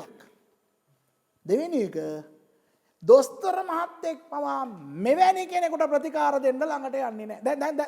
දැන් කාලේ බෙහෙත් ගන්න යනකොට මොනවද වෙන්නේ? දැන් කාලේ කොරෝනානේ. දැන් දොස්තර මහත්තයා ගාව ළඟදී ඔයගොල්ලෝ කවුරු ගියාද? දොස්තර මහත්තයා කොහෙද ඉන්නේ? අර අනිත් දවස්වල වගේ එන්න ඉඳ ගන්න කියලා මේක මෙහෙම තියලා මොනවද ප්‍රශ්න බලනවද? කට අරින්න අර ජිල්පිය දාලා ඒව කරනවද? නෑ. දැන් කිලෝමීටරයකට එහා අරේ ඉඳ ගන්න ඕනේ. මෙයාත් මාස්ක් දාලා, ගෝනි බිල්ලා වගේ අරයත් මාස්ක් දාලා, මෙයා අයිසිස් වගේ, අරයා අල් කයිඩා වගේ.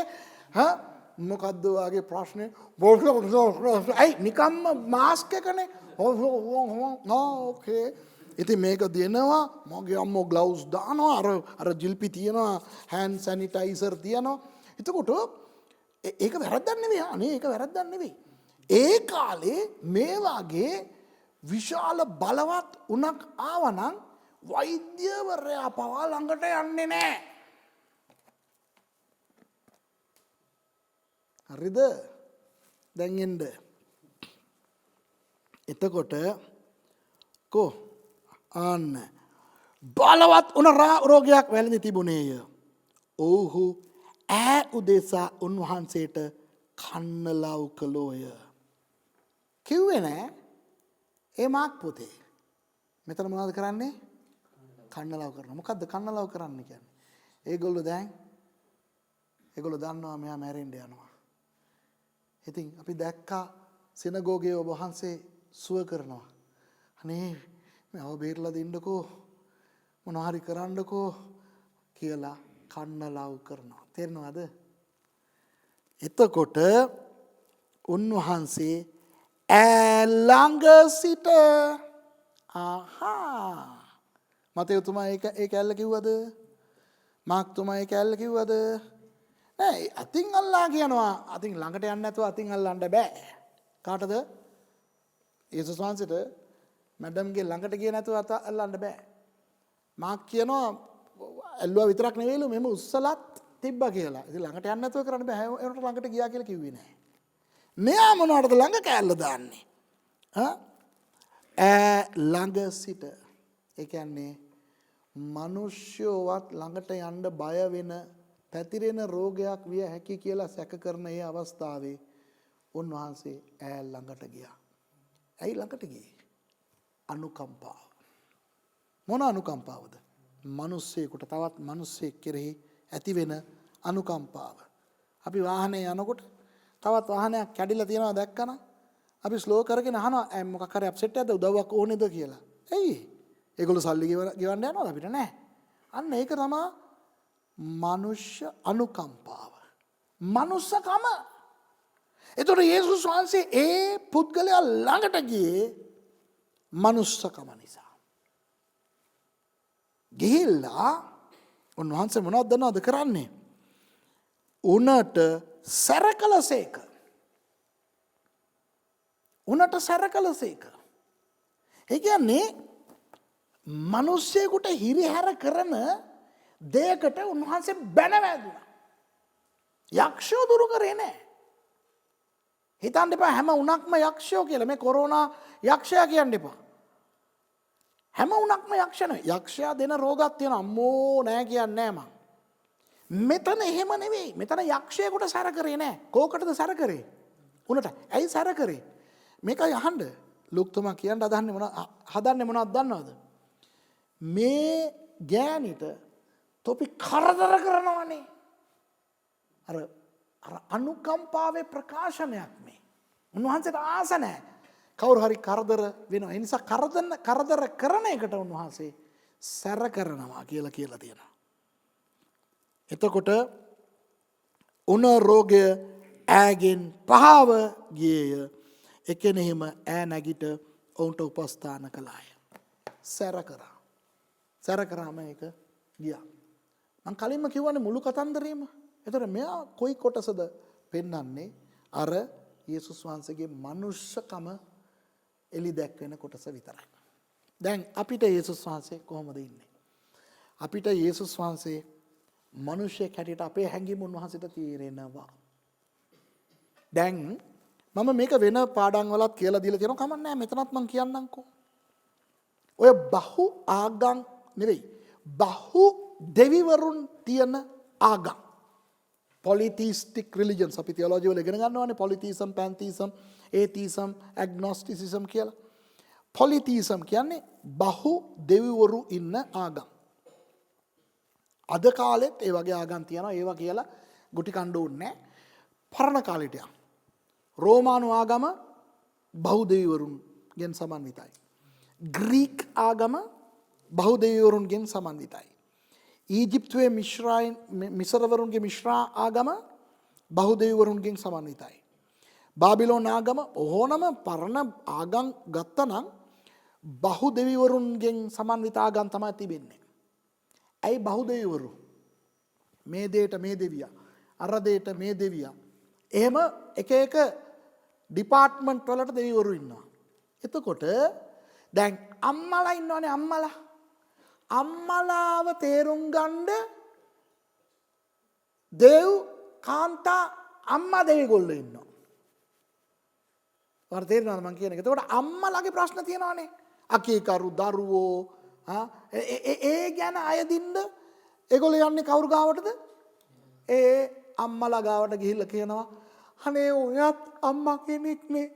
ඔයාට තේරෙනවානේ මගේ හදවත. එතකොට එයා ගිහිල්ලා තරුණ පිරිමි දෙවි කෙනෙක් ගාවට යන්නේ. මොකද තරුණ පිරිමි දෙයියා එයා වෙන ආගම් වල පරණ ආගම් වල මේ එයා ගෑනුන්ට ආකර්ෂණ වෙලා දුවනවා. ඉතින් ඒ වගේ දේ තමයි මේ මෙයාගේ පුතත් කරන්නේ.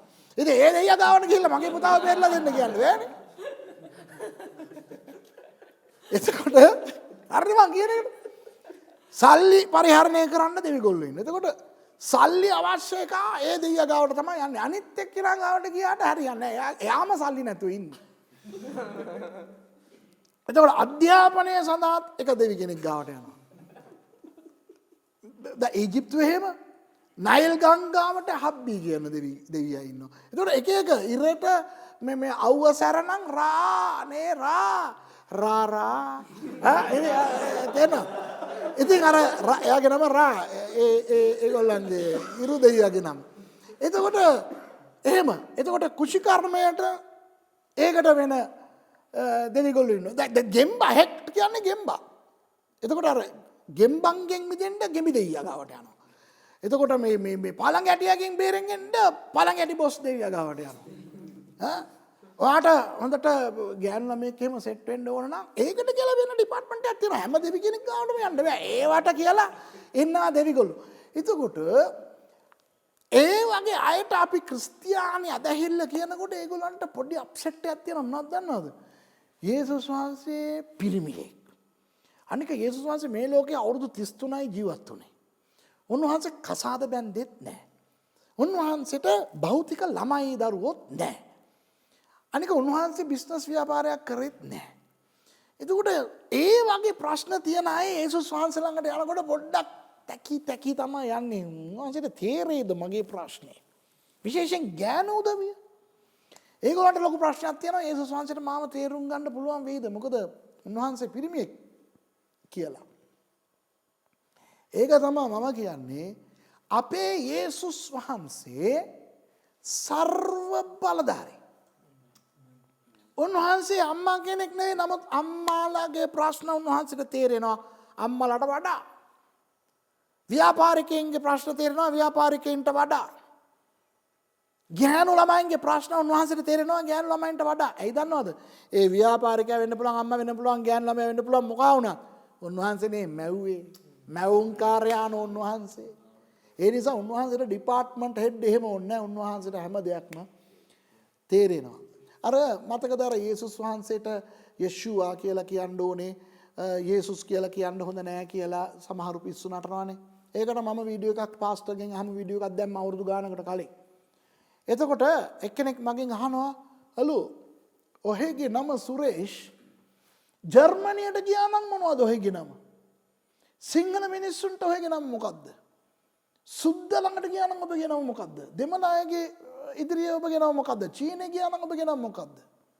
කොහෙ ගියත් ඔහෙ සුරේෂ්." ඒ වගේ යේසුස් වහන්සේ යෙෂුවා. උන්වහන්සේ කොහෙ ගියත් යෙෂුවා. උඹලා ඇයි යේසුස් වහන්සේට විතරක් සිංහලෙන් යේසුස් කියන්නේ, දෙමළෙන් යේසු කියන්නේ, ඉංග්‍රීසියෙන් ජීසස් කියන්නේ, හේබ්‍රුව වලින් යෙෂුවා කියන්නේ කියලා මගෙන් ගේම් මැද්දා. මං කිව්වා අපේ යේසුස් වහන්සේ මං වගේ නෙවෙයි. මං එංගලන්තයට ගියත් මං දෙමළෙක්. මං චීනයේ ගියත් මං දෙමළෙක්. මං අප්‍රිකාවට ගියත් මං දෙමළෙක්. හැබැයි යේසුස් වහන්සේ අප්‍රිකාවට ගියා නම් උන්වහන්සේ අප්‍රිකානුවේ. උන්වහන්සේ චීනයේ ගියා නම් උන්වහන්සේ චීනයේ. උන්වහන්සේ දෙමළු ගාවට එන්නේ දෙමළෙක් හැටියට. වා දෙමළෙන් යේසු කියලා කියන්නේ එන්නඩා කියලා. සිංහලෙන් යේසුලිය කියන්නේ කියා බම්බන් කියලා. Jesus come to me. Okay, here am I. අන්න ඒක තමයි අපේ යේසුස්. තේනවද? යේසු nyang nyam nyang. සීරේ බලන්න. nyang nyam nyang. අන්න හරිද? අපේ යේසුස් වහන්සේ එකම උච්චාරණය තියාගෙන ලෝකේ වටේ කැරකෙන්නේ නැහැ.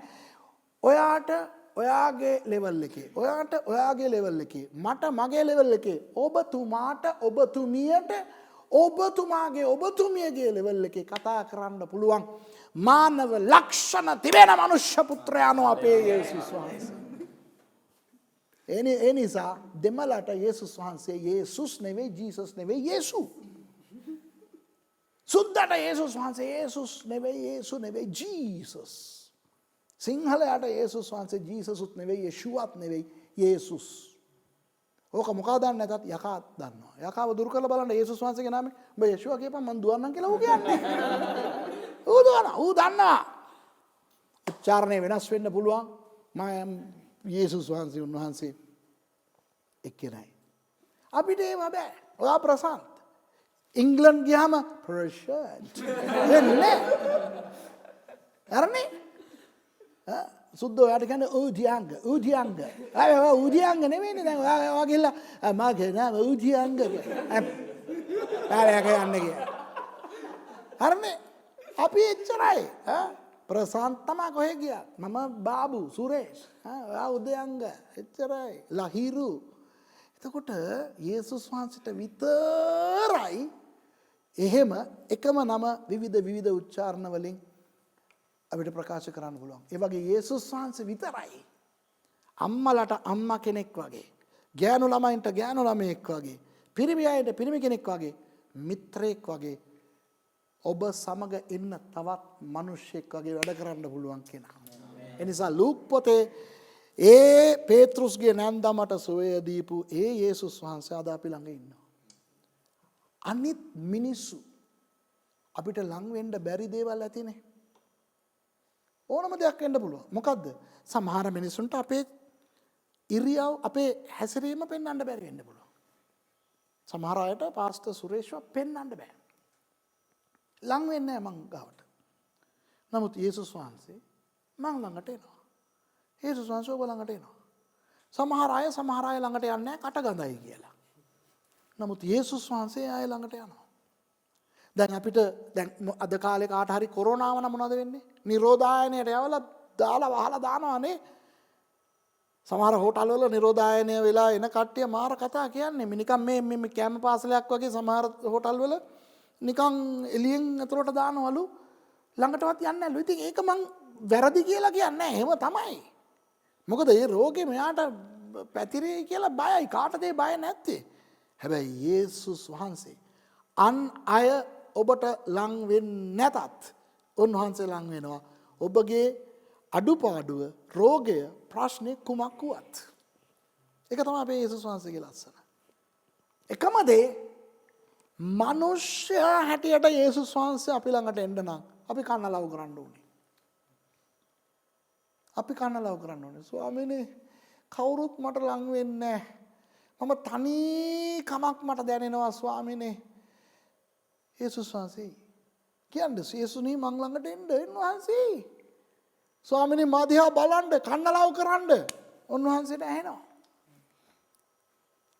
යේසුස් වහන්සේට කන්න ලව් කරන්න ඔබගේ ප්‍රශ්නේ උන්වහන්සේට කියන්න. උන්වහන්සේ ළඟට ඇවිල්ලා ඔබට කරදර කරන දේ උන්වහන්සේ තරවටු කරයි. තේරෙනවද මං කියන එක? ඒක තමයි යේසුස් වහන්සේ. ඒතර මේ දේවල් තුන තමයි අපි අද ඉගෙන ගත්තේ. මේක හොඳට ඔයගොල්ලෝ ඇතුළට ගන්න. ඔයගලන්ට ආශිර්වාදයක් වුණාද අද අපි ඉගෙන ගත්ත එක? පැය දෙකක් විතර වගේ අපි ඉගෙන ගත්තා. ඔබට ආශිර්වාදයක් වුණාද? අපි විහිළු කරා, අපි hina වුණා, අපි කෑ ගැහුවා. ඒව හරි කමක් නැහැ. නමුත් මොනවද ශුද්ධාත්මයන් වහන්සේ අද ඔබට කියන්නේ කියන එක අහගන්න. මං කියන්නද? පේත්‍රුස්ගේ නැන්දම්ම වගේ සමාජයේ එයාගේ නමවත් ලියලා නැහනේ හලෝ. එයාගේ නමවත් ලියලා නැති තරම් එයාව ගණන් අරගෙන නැහැ. එයා ගැන මොනවත් එයා ගැන මුළු බයිබලයේම ඔය තැන්වල තියෙන්නේ ඔය මතේ වල පද 2යි මාක් වල පද 2යි අරකේ පද 3යි පද සම්පූර්ණයෙන් පද 10ක්වත් නැහැ හලෝ එයා ගැන. ඒ වගේ පුද්ගලයෙකුට රජතුමා හැටියට සේවකයාණෝ හැටියට මිනිසෙක් හැටියට යේසුස් වහන්සේ ආශිර්වාද කරනවා නම් උන්වහන්සේ කොච්චර යහපත්ද. ඒ නිසා ඔබව මිනිස්සයා මොන විදියට කොන් කරත් කමක් නැහැ. මොන ඒගොල්ලන්ගේ හේතු හරි වෙන්න පුළුවන්, වැරදි වෙන්න පුළුවන්. ඔබගේ ප්‍රශ්නේ මොනවා වුණත් යේසුස් වහන්සේ ඔබට ඉන්නවා රජතුමා හැටියට. ඒ නිසා සභාවට යන්න. එතකොට රජතුමා යේසුස් වහන්සේ ඔබව ස්පර්ශ කරයි. අවශ්‍ය සියලු ආශිර්වාදය රජතුමාගෙන් ලැබෙන ආශිර්වාද ලබා ගන්න පුළුවන්. ඒ වගේ ඔබට දේවල් කරගන්න බැරුව ඔබ අමාරුවෙන් ඉන්නවා නම් ඔබ වෙනුවෙන් අන් අය උනත් කතා කරන්න බෑ. ඒකයි අපි අනිත් අය වෙනුවෙන් යාඥා කරන්නේ. මොකද අපිට පුළුවන් ඒ ස්වාමීන් කියන්නේ ස්වාමීන් වහන්සේ අරයට උදව් කරන්නකෝ. මේ මෙයාට පොඩි සපෝට් එකක් දෙන්නකෝ. අනිත් අය වෙනුවෙන් යාඥා කරන්න. අනිත් අයත් ඔබ වෙනුවෙන් යාඥා කරනවා. ඒවට පිළිතුරු සපයලා යේසුස් වහන්සේ ඇවිල්ලා අපිට සේවය කරලා දෙනවා. මාගේ දෙයියනේ. මොන තරම් නිහතමානීද අපේ යේසුස් වහන්සේ. ඒ වගේ තුන්වෙනි එක යේසුස් වහන්සේට අපේ తත්වය හොඳටම තේරෙනවා. ඒ తත්වය මොනවා වුණත් කන්න ලව් කරන්න කියන්න උන්වහන්සේට. ඔබට හොඳම මිතුරෙක් හැටියට ඉන්න පුළුවන් එකම කෙනා යේසුස් වහන්සේ. අනිත් ඒුන් ටික කාලයක් ඉඳලා පොල්ල තියලා යාවි. යේසුස් වහන්සේ එහෙම නෙවෙයි. උන්වහන්සේ සැබෑ මිතුරානෝ. පරණ ලස්සන ගීතිකාවක් තියෙනවා. යේසුස් මෙන් මිතුරෙක් ඇත්ද? යේසුස් මෙන් මිතුරෙක් ඇත්ද කියලා ලස්සන ගීතිකාවක් තියෙනවා. උන්වහන්සේ ඒ වගේම අපිත් කියන එකක්. ඒ හොඳ මිත්‍රයා, ඒ හොඳ මිත්‍රයා කල්වාරියේ පණ දුන්නා. ඒ හොඳ මිත්‍රයා මනුෂ්‍ය පුත්‍රයා. උන්වහන්සේ මිනිසෙක් හැටියට ආපු දෙවියන් වහන්සේ. එහෙනම් රජ වූ සේවකයාණෝ වන මිනිසෙක් වූ යේසුස් වහන්සේගේ ආශිර්වාදය ඔබට බෙහෙවින්ම ලැබේවා. ගිහින් එන්න තවත් පාඩමකින් හම්බෙමු.